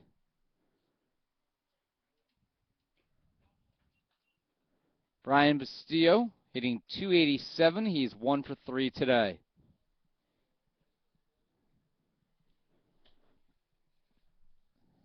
Bastillo looking down the first to get the signs from Jerry Smith, Gothic Knight head coach in his first season.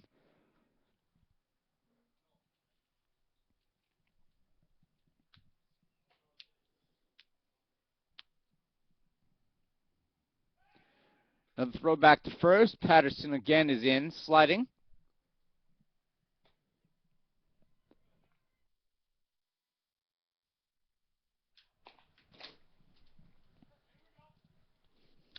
Ira Thor with you here on the Green and Gold Network, live in Jersey City at the Thomas M. Garrity Athletic Complex. Baruch facing NJCU. Time was called by Bastille, and Mercedes steps off.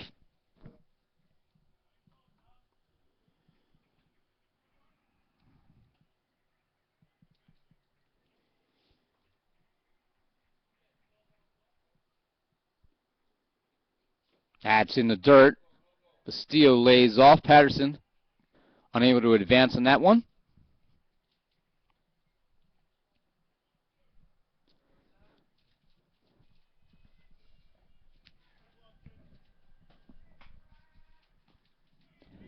One ball, one strike.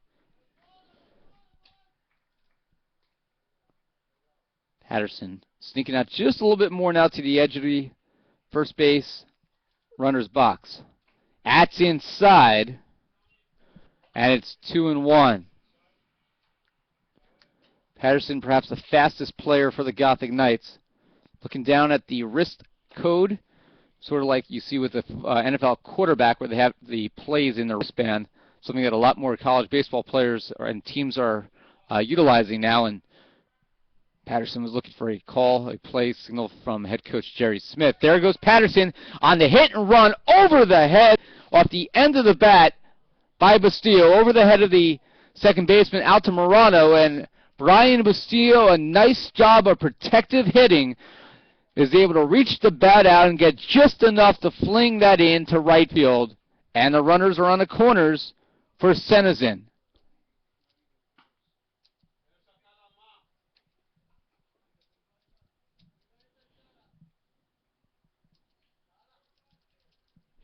So the Gothic Knights have used a hit and run 3 times today, and each time they've executed it about as well as you could expect. The designated hitter, number 15, Pete Senizin. .339 Senizin is hitting now. 1 for 3 today. RBI single, a strikeout, and a flyout to center field.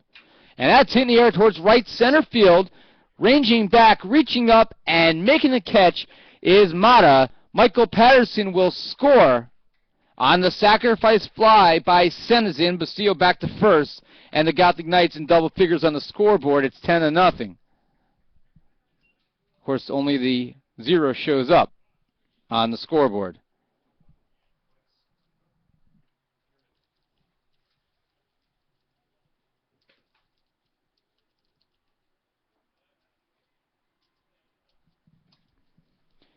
Shortstop number 10, Michael Martucci. Michael Martucci's 3 for 3, 3 singles, 2 runs scored, and an RBI. And he lines that down the left field line, but foul by about 10 feet.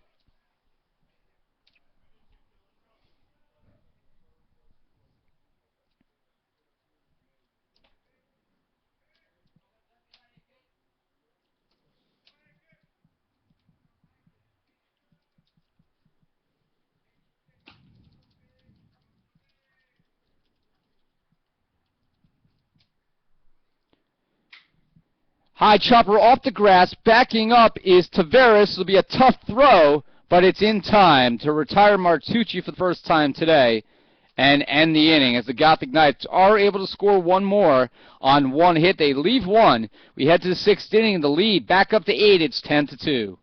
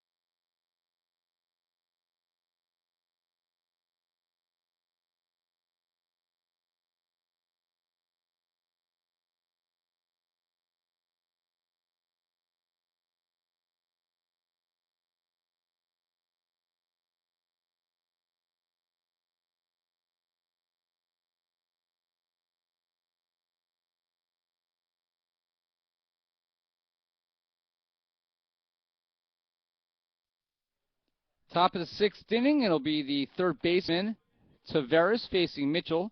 Third baseman number 25, Yancy Tavares. And that is a called strike.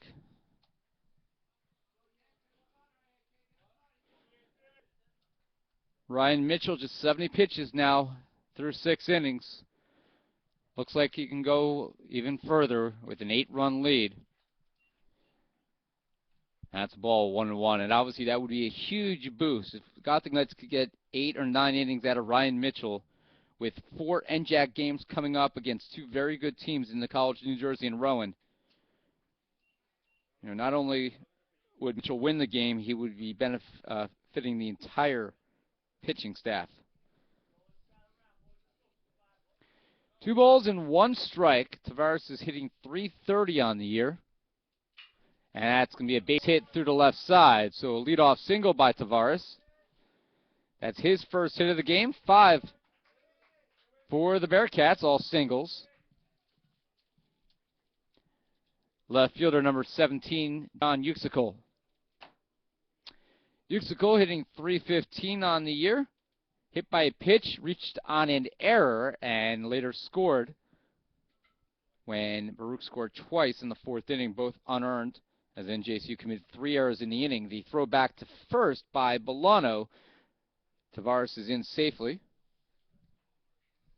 believe that was ball 1. You can see a call from home plate umpire Gene Sparta, but it did not appear to be a strike.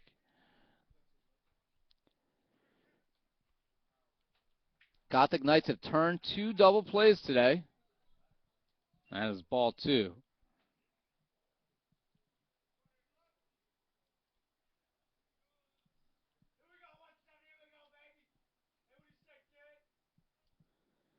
That's high, 3-0.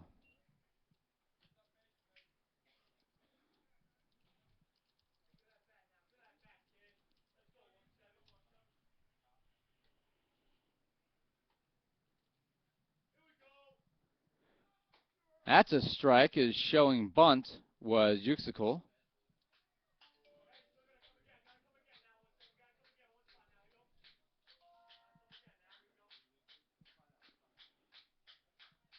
And that's line to left field. That's going to be a base hit as it rolls towards the corner. Cut off by Rivera. He bobbles. The throw into third. Get by Bastillo. And on to second is Uxicle on the throw. A productive single down the line by Uxicle as he's able to advance just as good as a double. And with nobody out, 2 runners in scoring position for Baruch.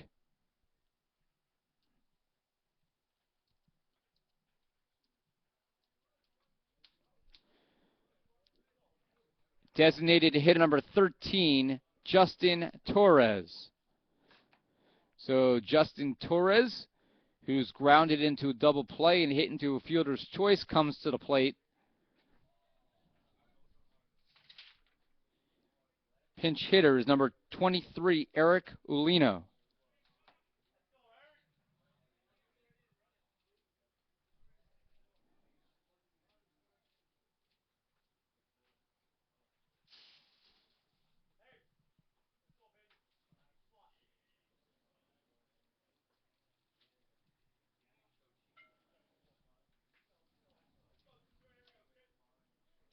Ulino's hitting 100 on the year. His first pitch to game is a strike.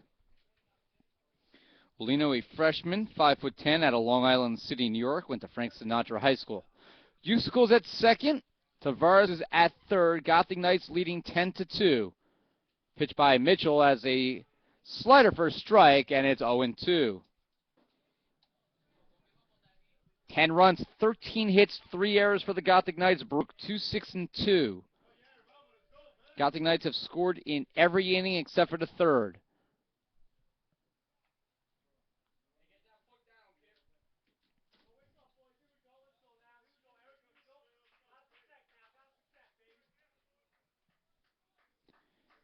The 0-2 pitch by Mitchell is high and outside.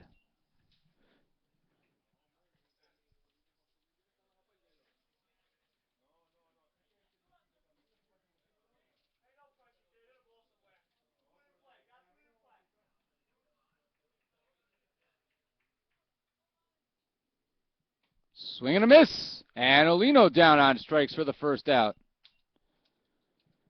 Second baseman, number 36, Aldo Altamirano.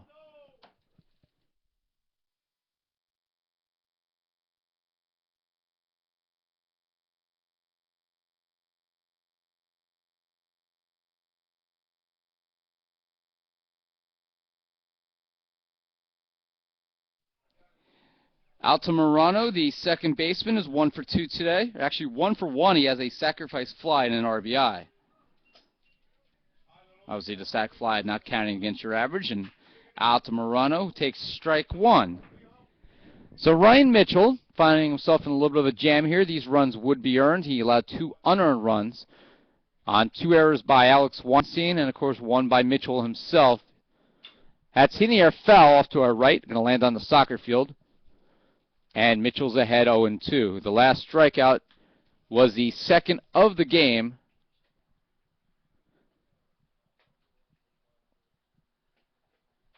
Mitchell has also walked a batter and hit a batter.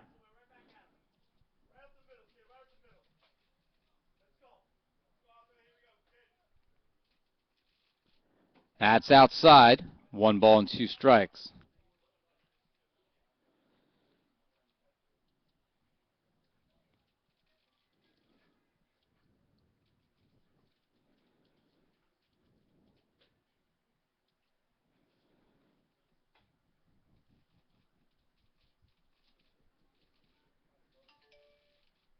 That's high. It's 2-2.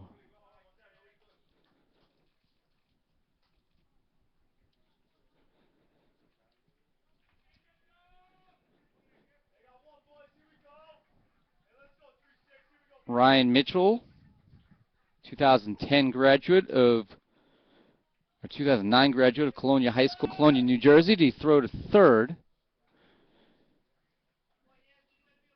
Tavares is back in safely.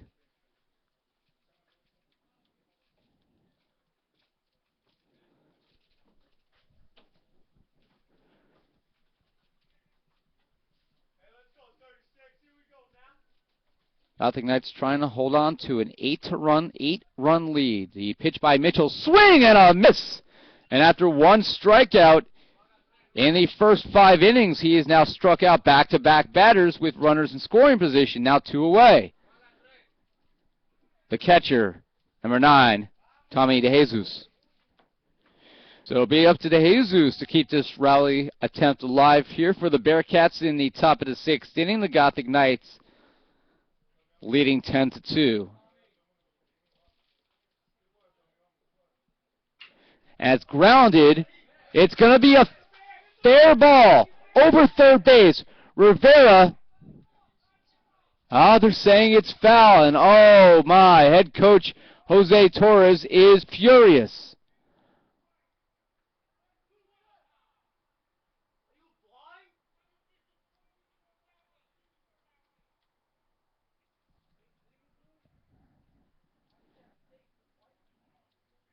They're saying it's a foul ball, so Gene Sparta is warning the Baruch dugout that is going to be a foul ball, and strike 1.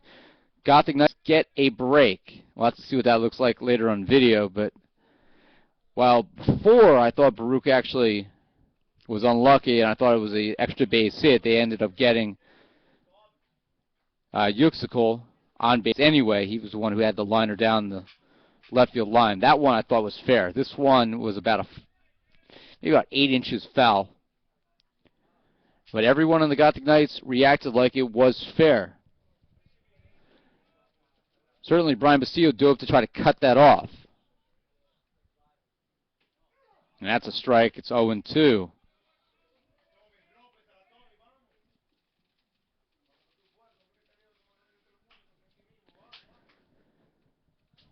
The Gothic Knights are getting the breaks today. 2 errors that led to 5 runs in the first inning, and now a couple of close calls. That's in the dirt. Mitchell comes in to cover.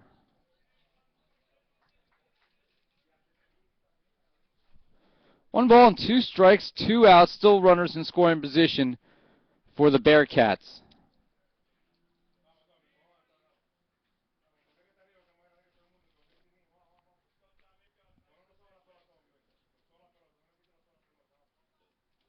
Mitchell deals. That's slider off the plate. 2-2.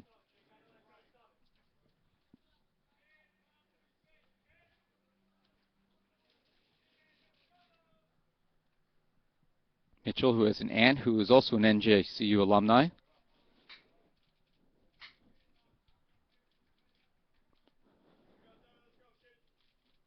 That's in the air to deep left field. Back goes Rivera, and it's over his head, and Karen's up against the wall. 2 runs will score as DeJesus comes in with a 2-out, 2-run double, scoring Tavares and Yuxical, and the Bearcats have cut it to 10-4.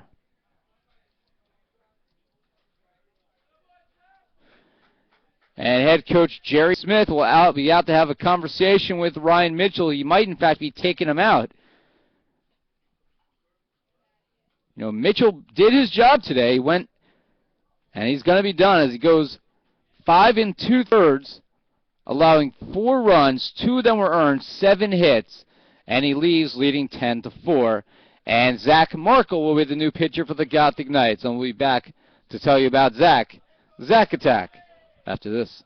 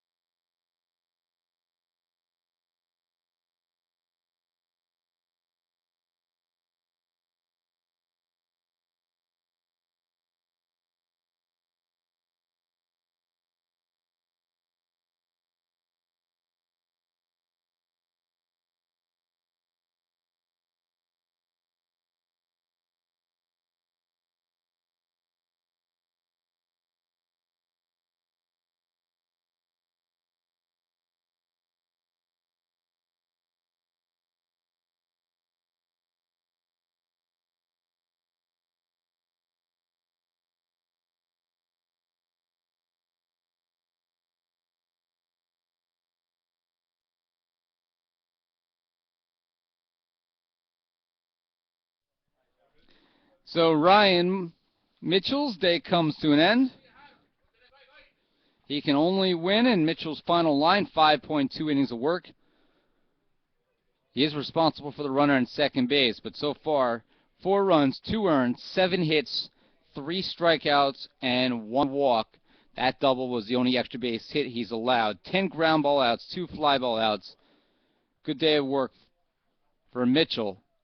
And he'll leave way for Zach Markle, the sophomore lefty mathematics major, 5 foot 780 pounds, out of Hoboken, New Jersey, and Hoboken High School. Shortstop number 5, Harold Fernandez. Fernandez 0 for 2, ground out and a fielder's choice. 7 hits now, as we said, for the Bearcats. That's in the dirt. They have a chance to cut this lead in half with a decent hit here. An outfield hit, at least. But there are still 2 away. Mitchell got himself in trouble, got 2 strikeouts, but was unable to finish the job. That's a strike.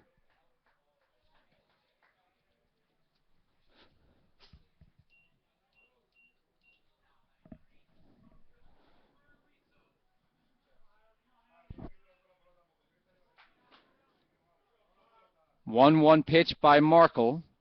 That's fouled off into the screen behind us, and 1-2.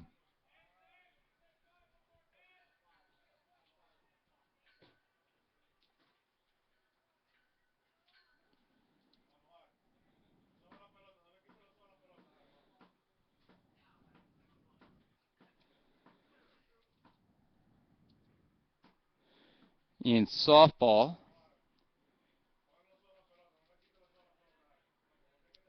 Rampo leads in game 2, 3-0. 1-1 pitch, and it's 1-2.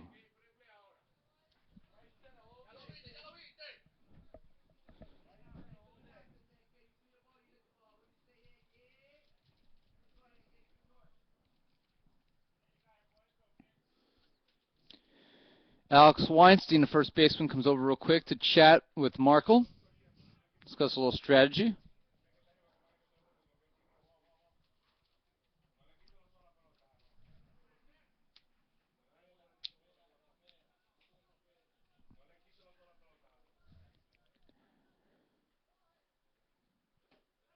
That is just low.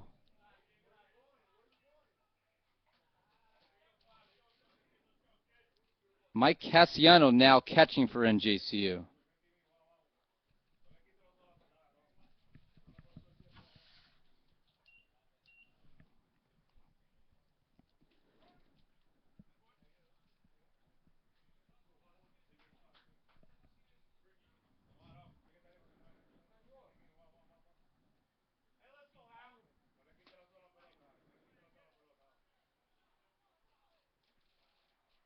That's in the dirt. 3 balls and 2 strikes.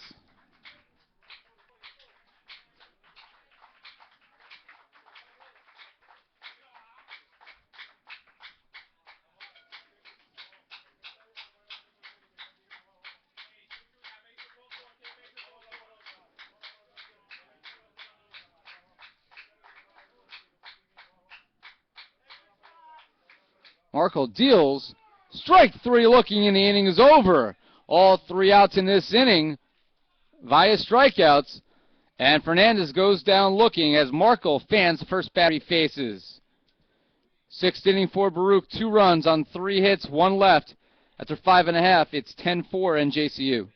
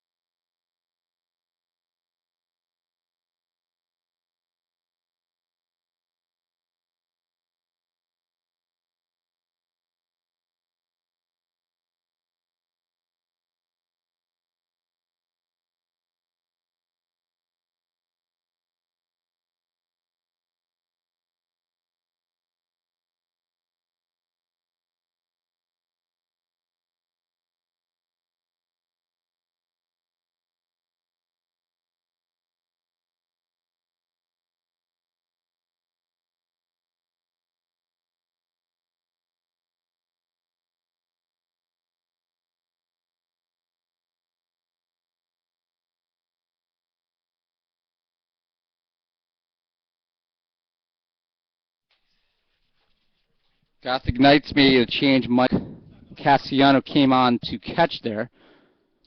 That was the first action for him.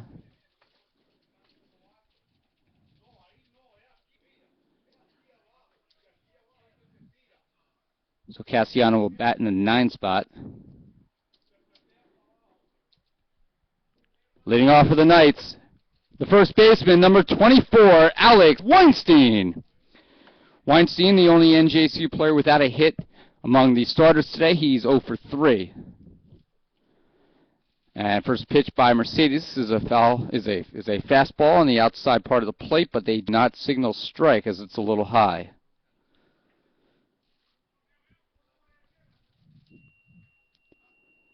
That's hit in the air. Medium depth, now ranging over in the right center as that ball is carried quite a bit by the wind. Hessian makes the catch for the first out.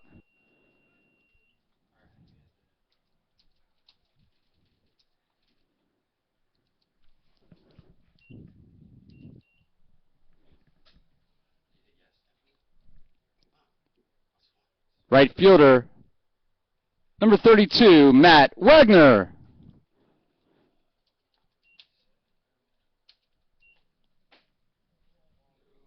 And first pitch to Wagner is ball 1.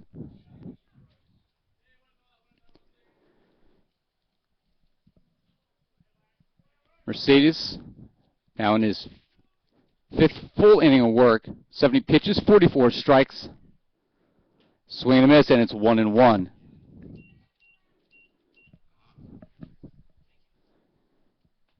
Ryan Mitchell, the starting pitcher in line for the win today, is in the booth with us. He's doing the scoreboard right now, and we'll try to get him on for a quick chat sometime in the next inning. That's fouled away by Wagner, and it's 1-2.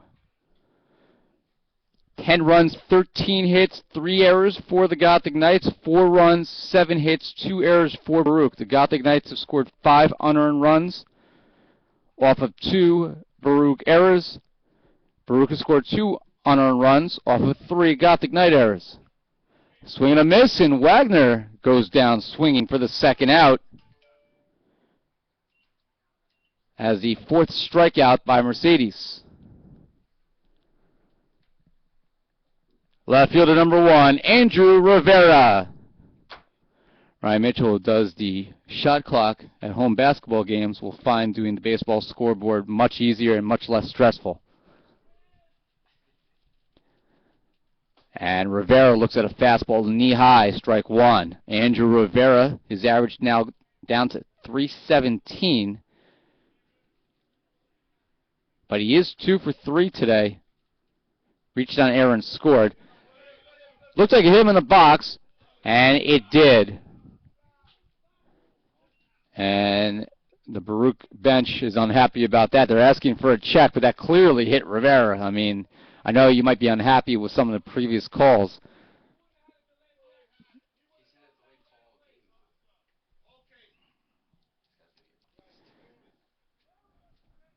Jose Torres had some choice words for home plate umpire Gene Sparta, and he's being warned he's going to get tossed.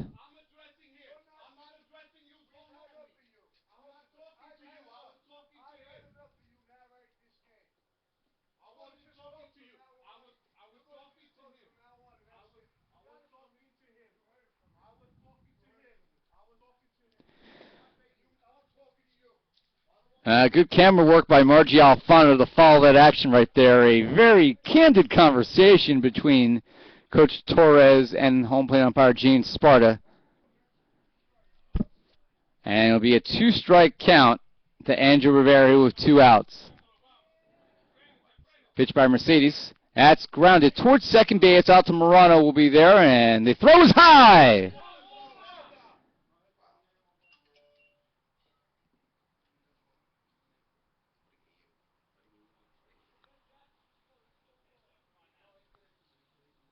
And it'll be a throwing error, although we probably is a catchable ball by Daly. It will be an E4 throwing error. So the inning continues. Second baseman, number 11, Rob Roman. So the 3rd error of the game on Baruch, and we'll see if NJCU can capitalize. Rivera, there he goes. The throw by DeJesus is not in time, and Andrew Rivera, after reaching on the error, steals his 10th base of the year. NJCU now has 3 players with double figures in steals on the season.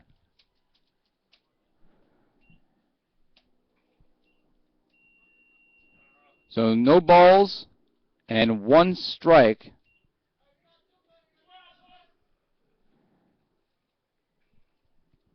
Swing and a miss.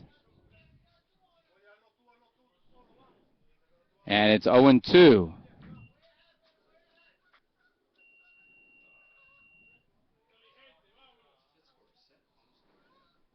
Gothic Knights leading 10-4.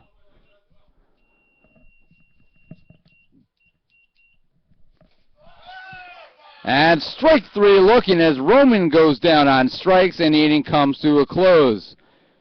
Gothic Knights get a runner at second base after an error and a steal by Rivera, unable to bring him home, and it's 10-4 as we head to the 7th.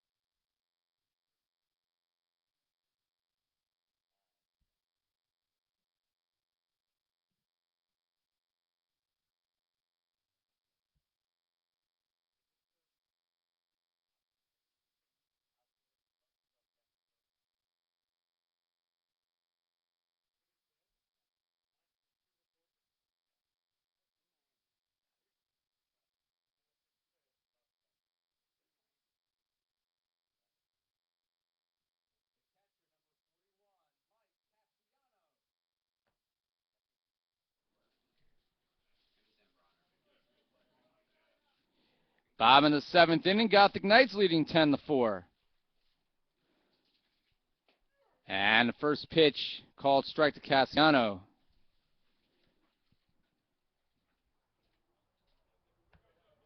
We'll bring in Ryan Mitchell in a second after this batter. That's strike 2 to Cassiano.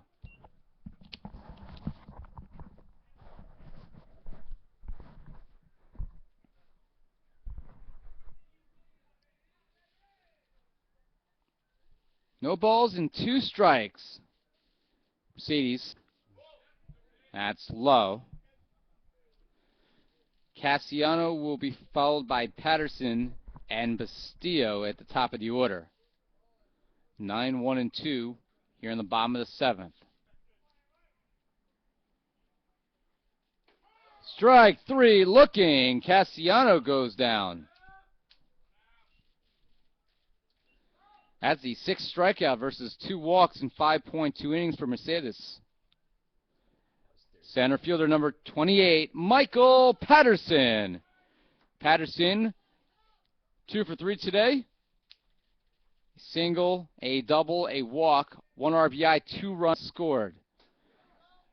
And Patterson looks at strike 1. We bring in Ryan Mitchell as we just adjust the microphone. He's got the headset on backwards. Apparently he's never been interviewed before. And has lined over the head of a leaping Altamirano at second base. He backpedaled just a bit, and at the very last second tried a shallow leap on that. Didn't really get that high up.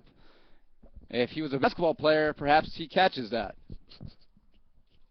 So a single to right field, and third baseman number 19, Brian Bastillo. So Michael Patterson, 3 for 4 today. And now we're joined by Ryan Mitchell. Ryan, first of all, congratulations. Nice job today.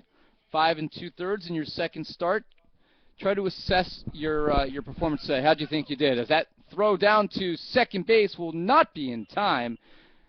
Michael Patterson with a burst of speed coming out of the first base runner's box there, and he steals his second base of the game for Michael Patterson.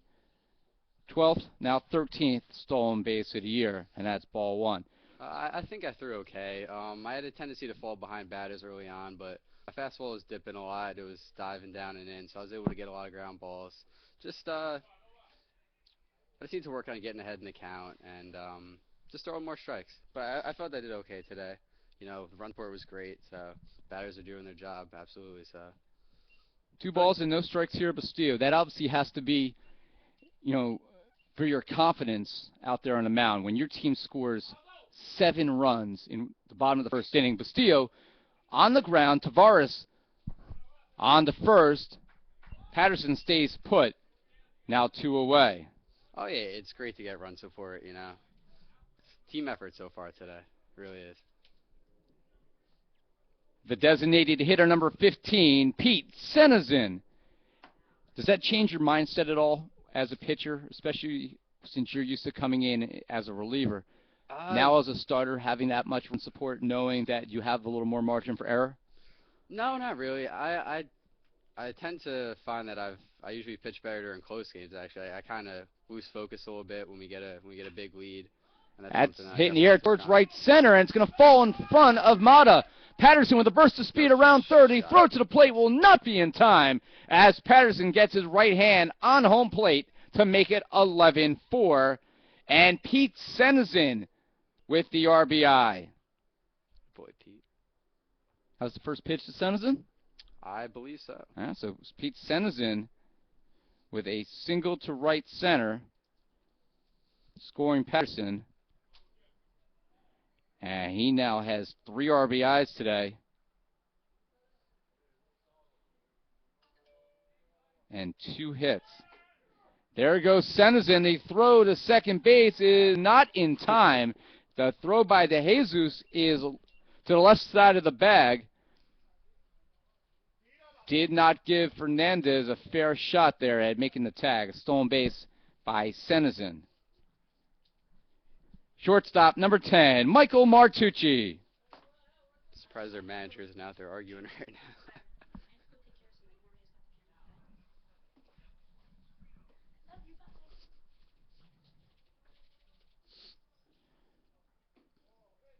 A throw by Mercedes just below the knees.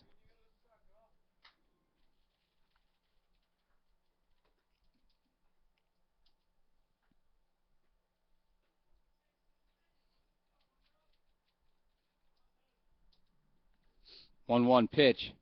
That is belt high for strike 2. This kid has a good curveball. So it'll be 1-2. Gothic Knights leading 11-4. If you look at the scoreboard, you would think it's 4-1 Baruch, because the tens column is out. It's been out all year and it's not been fixed yet.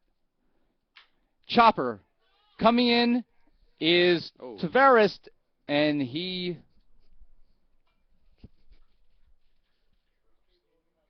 has dropped the ball. Yeah, tried getting it out of his glove and just fumbled it. It's going to be an error on Tavares. That's an unlucky error there as the inning remains alive. I had already looked down the first for the throw, and I expected Tavares to make it, and by the time I look back, there's no throw, and, well, another break for the Knights. Sloppy game so far. So an E5 fielding error. Sennison advances. First baseman number 24, Alex Weinstein. Tell us about that one error that you did have. It did allow 2 unearned runs to come in. Obviously it didn't really make much of a difference in this game, but it probably had to bother you. What happened on that one? Did you just react too fast? I just rushed it. That was basically what happened. The batter tried calling timeout on the play, and I thought he was going to give it to him, but he did not. So I just threw the pitch and grounded it right back to me. I don't even think the kid got out of the box after he hit it. And Martucci's on the base. I just rushed the throw, tried to get out there too quickly when I had plenty of time. Fortunately, it didn't make much of a difference in the game. You left leading 10-4. It's now 11-4 as that's fouled off to a right after an initial pitch out, so it's 1-1.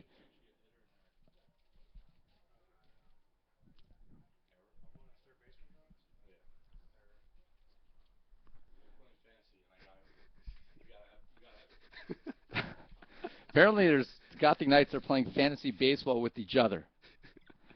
According to Ryan Winters, who's out for the season, it appears with a leg injury and has a lot more time in his hands than an average player. That's outside. It's ball 2, 2-1. Mercedes approaching 100 pitches here. Now talk about this year for yourself, because you played as a freshman in 2010 at FDU. You played in 1 game with the Devils, through 1 inning, 1 strikeout, through a perfect inning.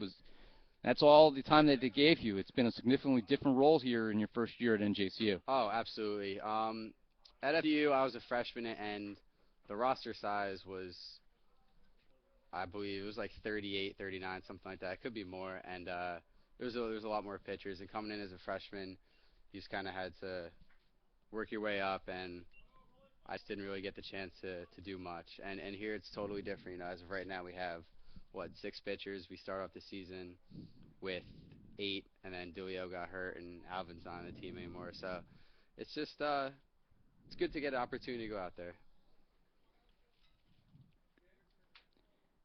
In the 7th inning for the Knights, 1 run on 2 hits, 1 error, and 2 left on base. We head to the 8th inning. It's 11-4 NJCU, and now pitching is number 6, Pedro Garcia. So we'll make the pitching change here as Pedro Garcia out for the Gothic Knights. Garcia, this will be his 8th appearance of the year. He has started 5 times. Got a very high ERA, 7.48. And he's 0-3 overall. Chance for him to try to bring that ERA down a little bit. In 21.2 innings, he's allowed 28 runs, 18 of which were earned, 27 hits, 14 strikeouts, 19 walks, a .284 opposing batting average. Not a good year by Garcia. And with about 2 weeks to go, Gathering Knights are still mathematically alive for an NJAC tournament spot, but it's not going to be easy. They're going to have to win a bunch of games in the final 2 weeks against some pretty good teams.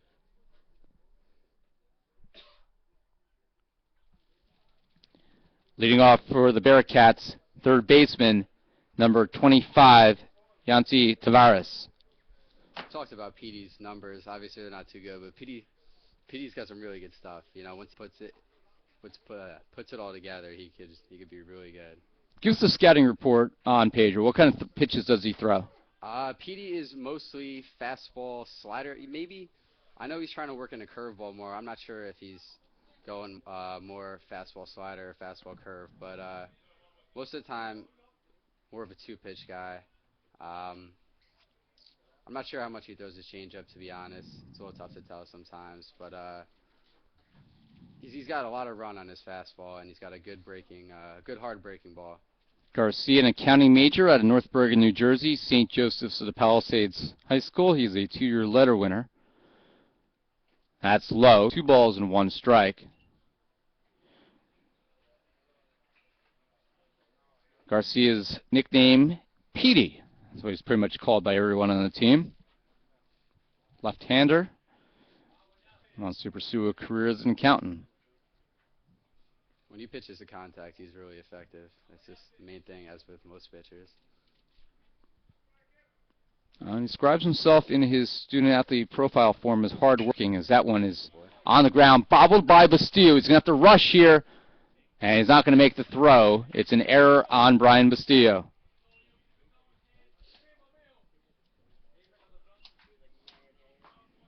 Left fielder, number 17, John Uxical.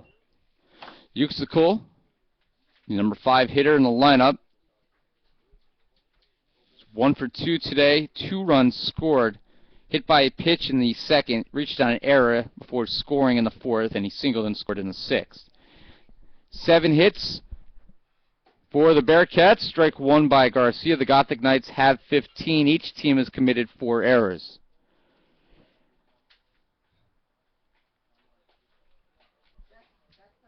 Garcia, a 2009 graduate of St. Joseph's of the Palisades in West New York. That school is now closed. Popped in the air. Martucci will have a play in it and makes the catch for the first out. 1 away. The designated hitter, number 23, Eric Ulino. Eric Ulino, who struck out in his first plate appearance, is averaged now below 100 on the year, 0.98. Not too good. That's inside.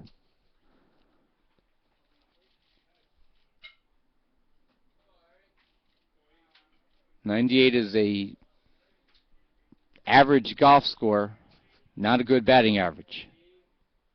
That's in the dirt. Cassiano lost it, and advancing on the wild pitch will be Tavares. So for first time this inning, Baruch's got a runner in scoring position. It is ball 2.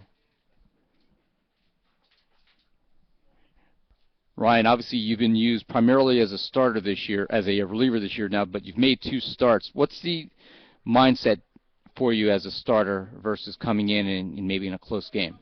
As a starter, it really is a different mindset. You know, you have your day of the week that you know you're going to throw, and always you think you're going to throw, and you prepare. You prepare the days before, knowing you're going to get a start. As a reliever, it's totally different. You never know when you're going to be used, and you know, with the staff we have right now, basically everyone's a starter and reliever, so you got to be ready. But I've always been a starter, so being a reliever was definitely different to me. When you were at Colonia High School, obviously a 3-year varsity player there, you were part of a divisional championship team in the GMC White Division. Mm-hmm. Starter most of your career as in high school? I came up as a sophomore, and we didn't really have too much pitching then. It was not too good of a team, so I was a starter. Alino walks on 4 pitches. The second baseman, number 36, Aldo Altamirano. So runners on first and second here As Lino walks in 4 pitches and 1 out, Altamirano a chance to try to cut into this 7-run Gothic Knight lead. Business management major for NJCU. What do you see? You want to do something in real estate. You run your bioform. What's your goal, career was? Well, as of right now, I'm just kind of letting things ride out and seeing what happens. Before I found out that Coach Salento got the assistant job here, I wasn't gonna be going back to the school at all. I was just gonna get into real estate with my father. And once I heard that that Coach Salento was gonna be the coach here, I had been playing summer ball and throwing well, and I just wanted another chance to play ball. And then Coach Smith, who I had known, not really known personally, but known of as a successful coach at JFK, just made me come here. But I still want to get my real estate license. I'm planning on doing that within the next couple of weeks, actually. So I'll see what happens. Inside at the feet of Altamirano, seeing got hit by the pitch. He did not, but it is ball 3. Obviously, Coach Salento, assistant coach for the Knights and first base coach, was a former coach at Colonia High School before going down to Point Pleasant Borough, where he's a teacher, and now coming to NJCU as part of Coach Smith's first-year staff. Were you in school last year? Or? No, I broke my ankle and had to have surgery in January. So I was living off campus at the time, and it was about a 15-minute ride from school. I was living in Morristown at FDU, and it just wouldn't have been possible to drive to school and to go to class. So I just took the spring semester off, and here I am. So you went to FDU for, I guess, a year and a half then? That's correct. My freshman year and the fall semester of my sophomore year. I think that hit him. It would have been ball 4 regardless, but yeah, that hit him. And got him right in the leg. That's going to be the first batter of this game for Garcia, who's already walked a batter, and this has been his issue all year. He's been wild, and he's demonstrating that here as the bases are loaded with 1 out for the catcher, number 9, Tommy DeJesus. And DeJesus has been productive. After reaching on a fielder's choice in the 2nd inning that ended the inning, he singled in the 4th, and then he had a 2-run double in the 6th, the only extra base hit in this game. Now, 7 hits for Baruch, 6 singles, 1 double. That is low, and Garcia, a walk here would force in a run. You want to see Garcia be successful. He's been up the program now for 3 years, but been wild. Not that time. That's a good pitch. So 1 ball, 1 strike. It's frustrating because when he throws strikes, when he pounds his zone, he doesn't really get hit around. No, guys aren't smacking the ball around off of him. Just work on pounding the zone. It's that number we talked about. 19 walks coming in 21 innings. Basically a walk to inning ratio, and you're not going to win too many games with that. I mean, you want to see less than 2, 3 walks maximum per 9 innings, not 1-to-1. There you go. That's a strike. It's 2-2. 1 out, top of the 8th inning, a game that is now about 2.5 hours old. Pitch by Garcia. That's low, and the count is full. And there we're in that situation we were talking about. A walk would make it 11-5. Baruch scored 2 in the 4th, 2 in the 6th. Garcia, the 3rd pitcher used by the Knights, by there you go. Attaboy, Pete. NJCU's head coach Jerry Smith, and has to be happy that time because Pedro Garcia throws the fastball right past DeJesus for the strikeout. And there's 2 away. And DeJesus goes down, and you saw the reaction of Pedro Garcia. Petey was pumped up with that strikeout. Shortstop number 5, Harold Fernandez. Fernandez is 0 for 3 today. He struck out looking in his last plate appearance, and Garcia now has found the strike zone at last. That is strike 1.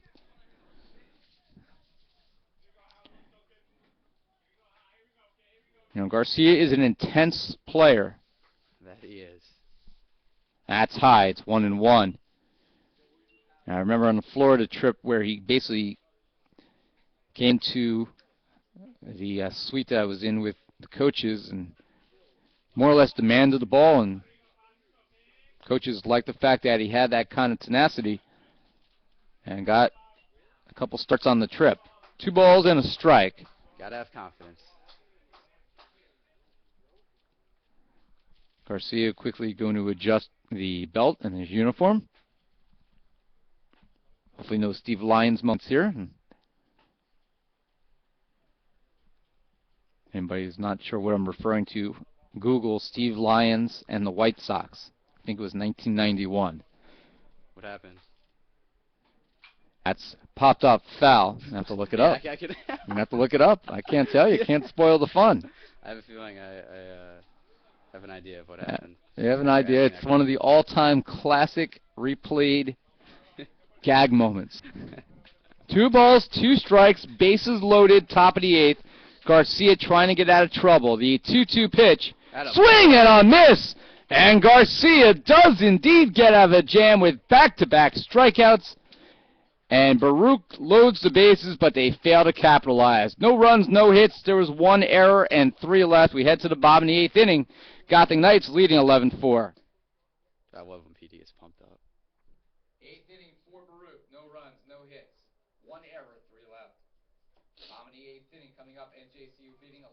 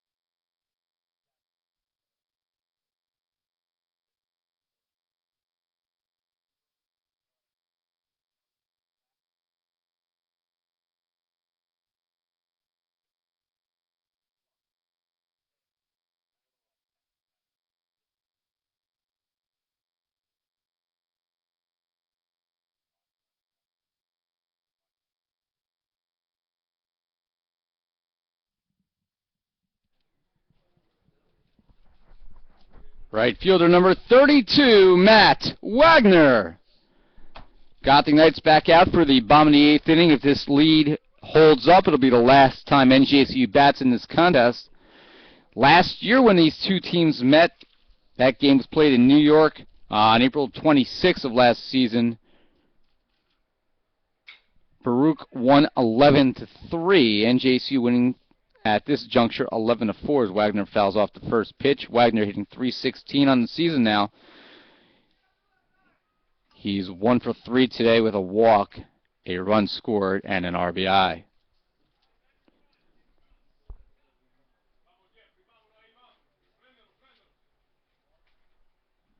That's a ground ball. Coming in is Fernandez. Scoops it up, and he bobbles it for an error. 5th error on Baruch.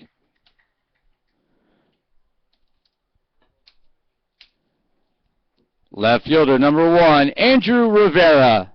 And at this point, if you're Baruch, that's just got to be extenuatingly frustrating. Very much so. Baruch lost in their last game to Ramapo on Saturday, NJCU lost game 1 11-4 after Baruch scored 5 runs in the 6th inning and 3 runs in the 6th inning in game 2 with NJCU leading 2-1. So twice Ramapo was able to make up a deficit against NJCU and swept that doubleheader 11-4 and 5-3. Off the end of the bat, coming over and making the flip to the covering pitcher was Daly, flipping to Mercedes. Wagner advances to second. Nice little bare hand snag by the pitcher. Was that a 1-out count? Yes, it was. That was the 100th pitch of the game. With 1 out, Second baseman, number 21, Juan Cruz. But the day after NJCU lost to Ramapo, the Roadrunners in Mahwah routed the Bearcats 22-7.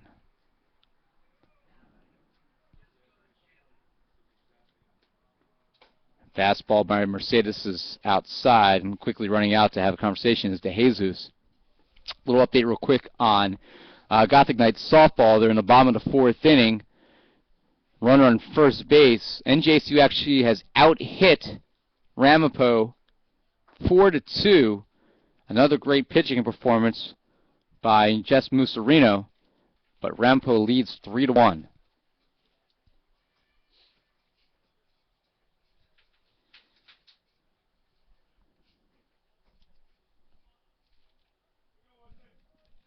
Throw back to second base. Wagner in safely. That throw was to the second base side. Altamirano covering the bag. Juan Cruz hitting 194. This is his first at bat of the game. He's been up and down from about 270 mark, and as low as pretty much the 150s and 160s where he's been fluctuating most of the season. Slider has a nice pitch by Mercedes. 1 ball and no strikes.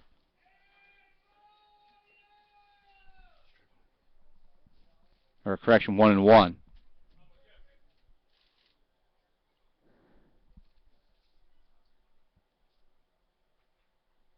Mercedes concerned with Wagner. Ground ball past the pitcher's man. He might have got a piece of it, but Altamirano will throw on for the second out. 4-3 ground out advances Wagner to third. Inning should have been over. The catcher, number 41, Mike Cassiano. If not for that error, Mike Cassiano, who struck out looking in his first plate appearance in relief of Orlando Bolano, is averaged now at 216. And gets a piece of that one. Foul ball for strike 1.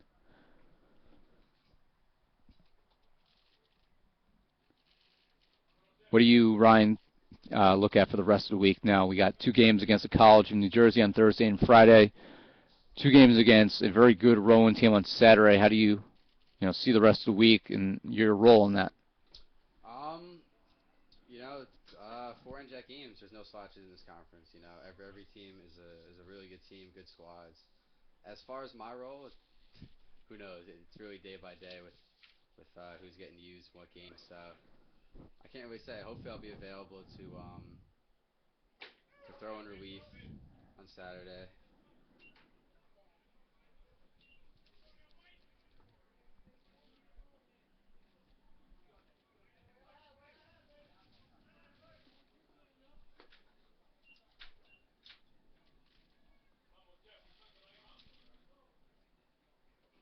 That bounces in the dirt. Wagner faked the run home. Ryan, you threw 91 pitches today, yet you don't ice. If I threw 9 pitches, I would be laying in an ice bath with somebody bringing me margaritas. Yeah. What is it? You just don't get sore? To be honest, no, I really don't. I used to ice. The last time I really iced consistently was my freshman year at FDU. Cassiano might need the ice after getting brushed there in the left shoulder. Got a little piece of them. But yeah, I used to ice a couple years ago and in high school, but that's when my arm wasn't feeling good. Now that it doesn't get sore, there's no need to ice. Center fielder number 28, Michael Patterson. Pinch hit action. Pinch hitting for Patterson is number 25, Matt Matlos. So Matt Matlos, who's had his sophomore campaign and transfer to NJCU, sidelined by an injury that happened in the fall, will come to bat here. And Matlos, this will be his 9th game that he's appeared in. He's 2 for 9 at the plate. 1 for his last 8. Yeah, Matlos has really worked hard to get back after getting hurt, and I want to say the second or third week of the fall. He's gone through a lot of rehab and just putting in the work to get back. That's fouled off to our right.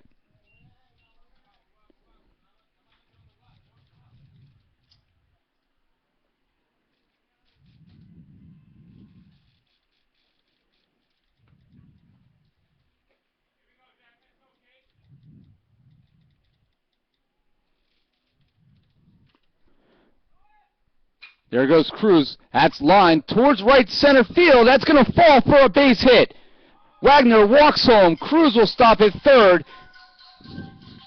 That's a single for Matlos, and NJCU leads 12-4. He's all over that hanging curveball. Good boy, Matlos. Cassiano. I said Cruz. Cassiano goes on to third. Wagner on the RBI single by Matlos, which is unearned, of course, because of the error. The one doesn't work.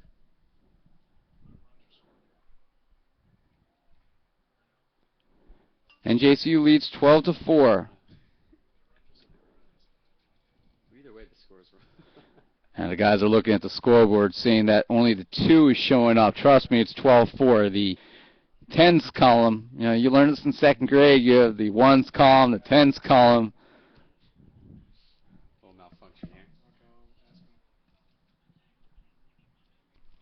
Pinch hitting for Brian Bastillo is number 22, Travis Haber.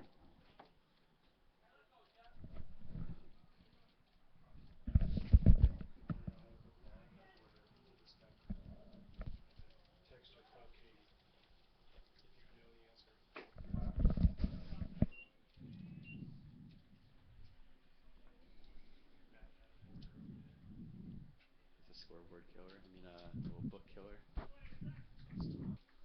Yeah, the one hasn't worked. I think we know we're winning.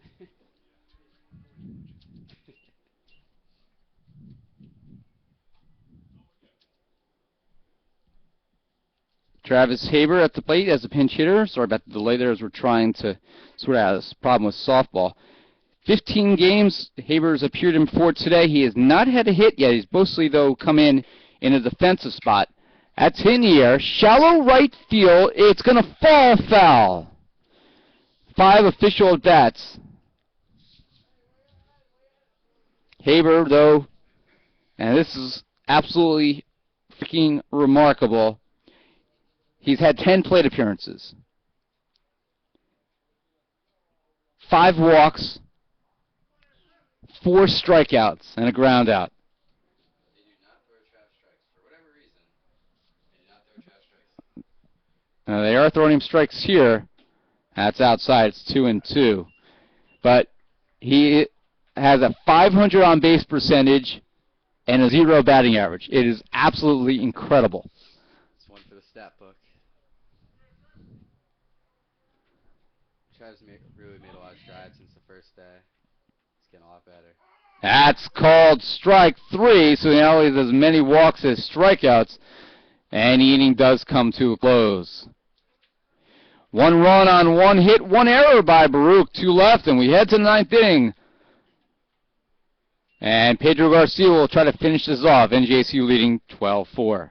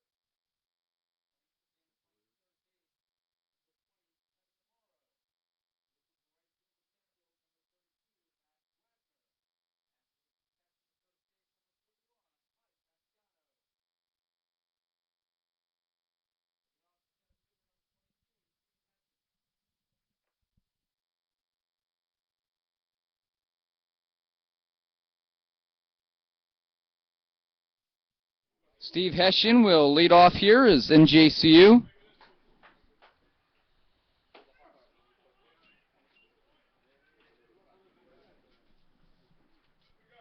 Has 5 changes.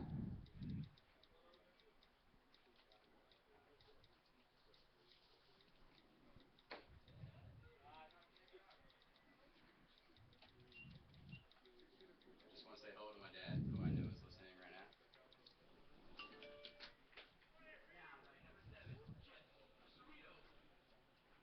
That's hit in the air, center field. Coming in is Wagner. Also coming in is Matlow, so it will drop in between the both of them.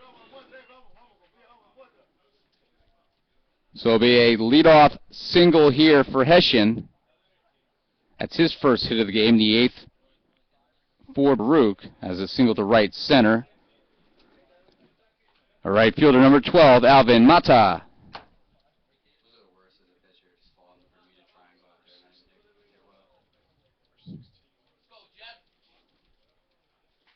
So we say hello to Ryan's father, Mike. And first pitch to Mata is a strike. The changes that NJCU made, Matt Wagner moved from right field to center field. Matlow stayed in the game, and Matt Matlow is playing right field. Travis Haber remained in the game. He's catching. Mike Castellano went from catcher to first base. And Kevin DeMoro now playing third base in place of Brian Bastillo. 1 ball, 1 strike.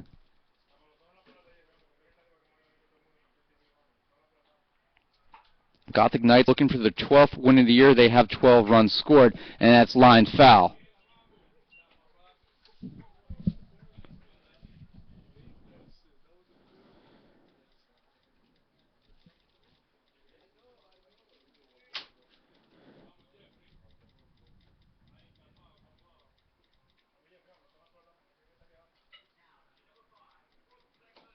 Inside. Baruch bench calling for a hit batter there, but clearly that was just an inside ball. 2 balls and 2 strikes. Gothic Knights have a 2-1 margin in hits, 16-8 in this one.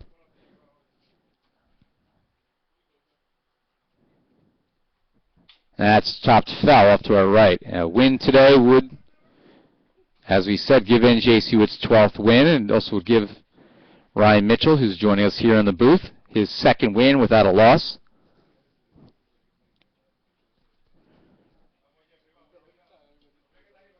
Ryan came in at 1-0 with a 4.56 ERA.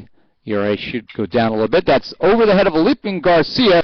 Marutucci steps on second, throws to first for a 6-6-3 double play. The Gothic Knights have turned 3 in this game, and they have played, despite the 4 errors, good middle infield defense.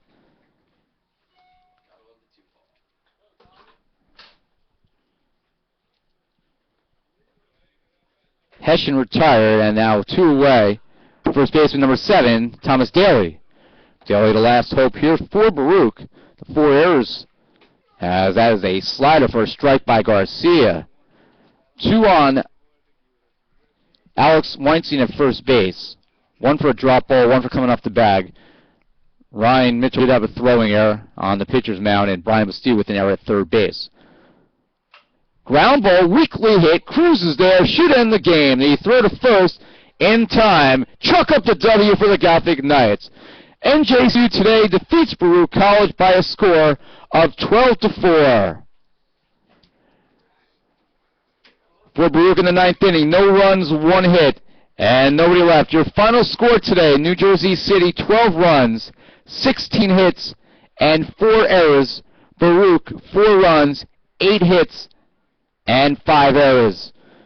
With the win, the Gothic Knights improve to 12-8 overall. Baruch falls to 17-14. NJCU will be back in action on Thursday in the opening game of a 2-game home-and-home series in New Jersey Athletic Conference play when they host the College of New Jersey. Again, that's Thursday at 3:30 p.m. And then on Saturday, the Knights will host nationally ranked Rowan University. Doubleheader beginning at 11:30 a.m. Thank you for your attendance at today's game. So that will do it here from Jersey City. Gothic Knights with 7 runs in first inning. They score in every inning except for the 3rd and the 6th. An easy 12-4 win today.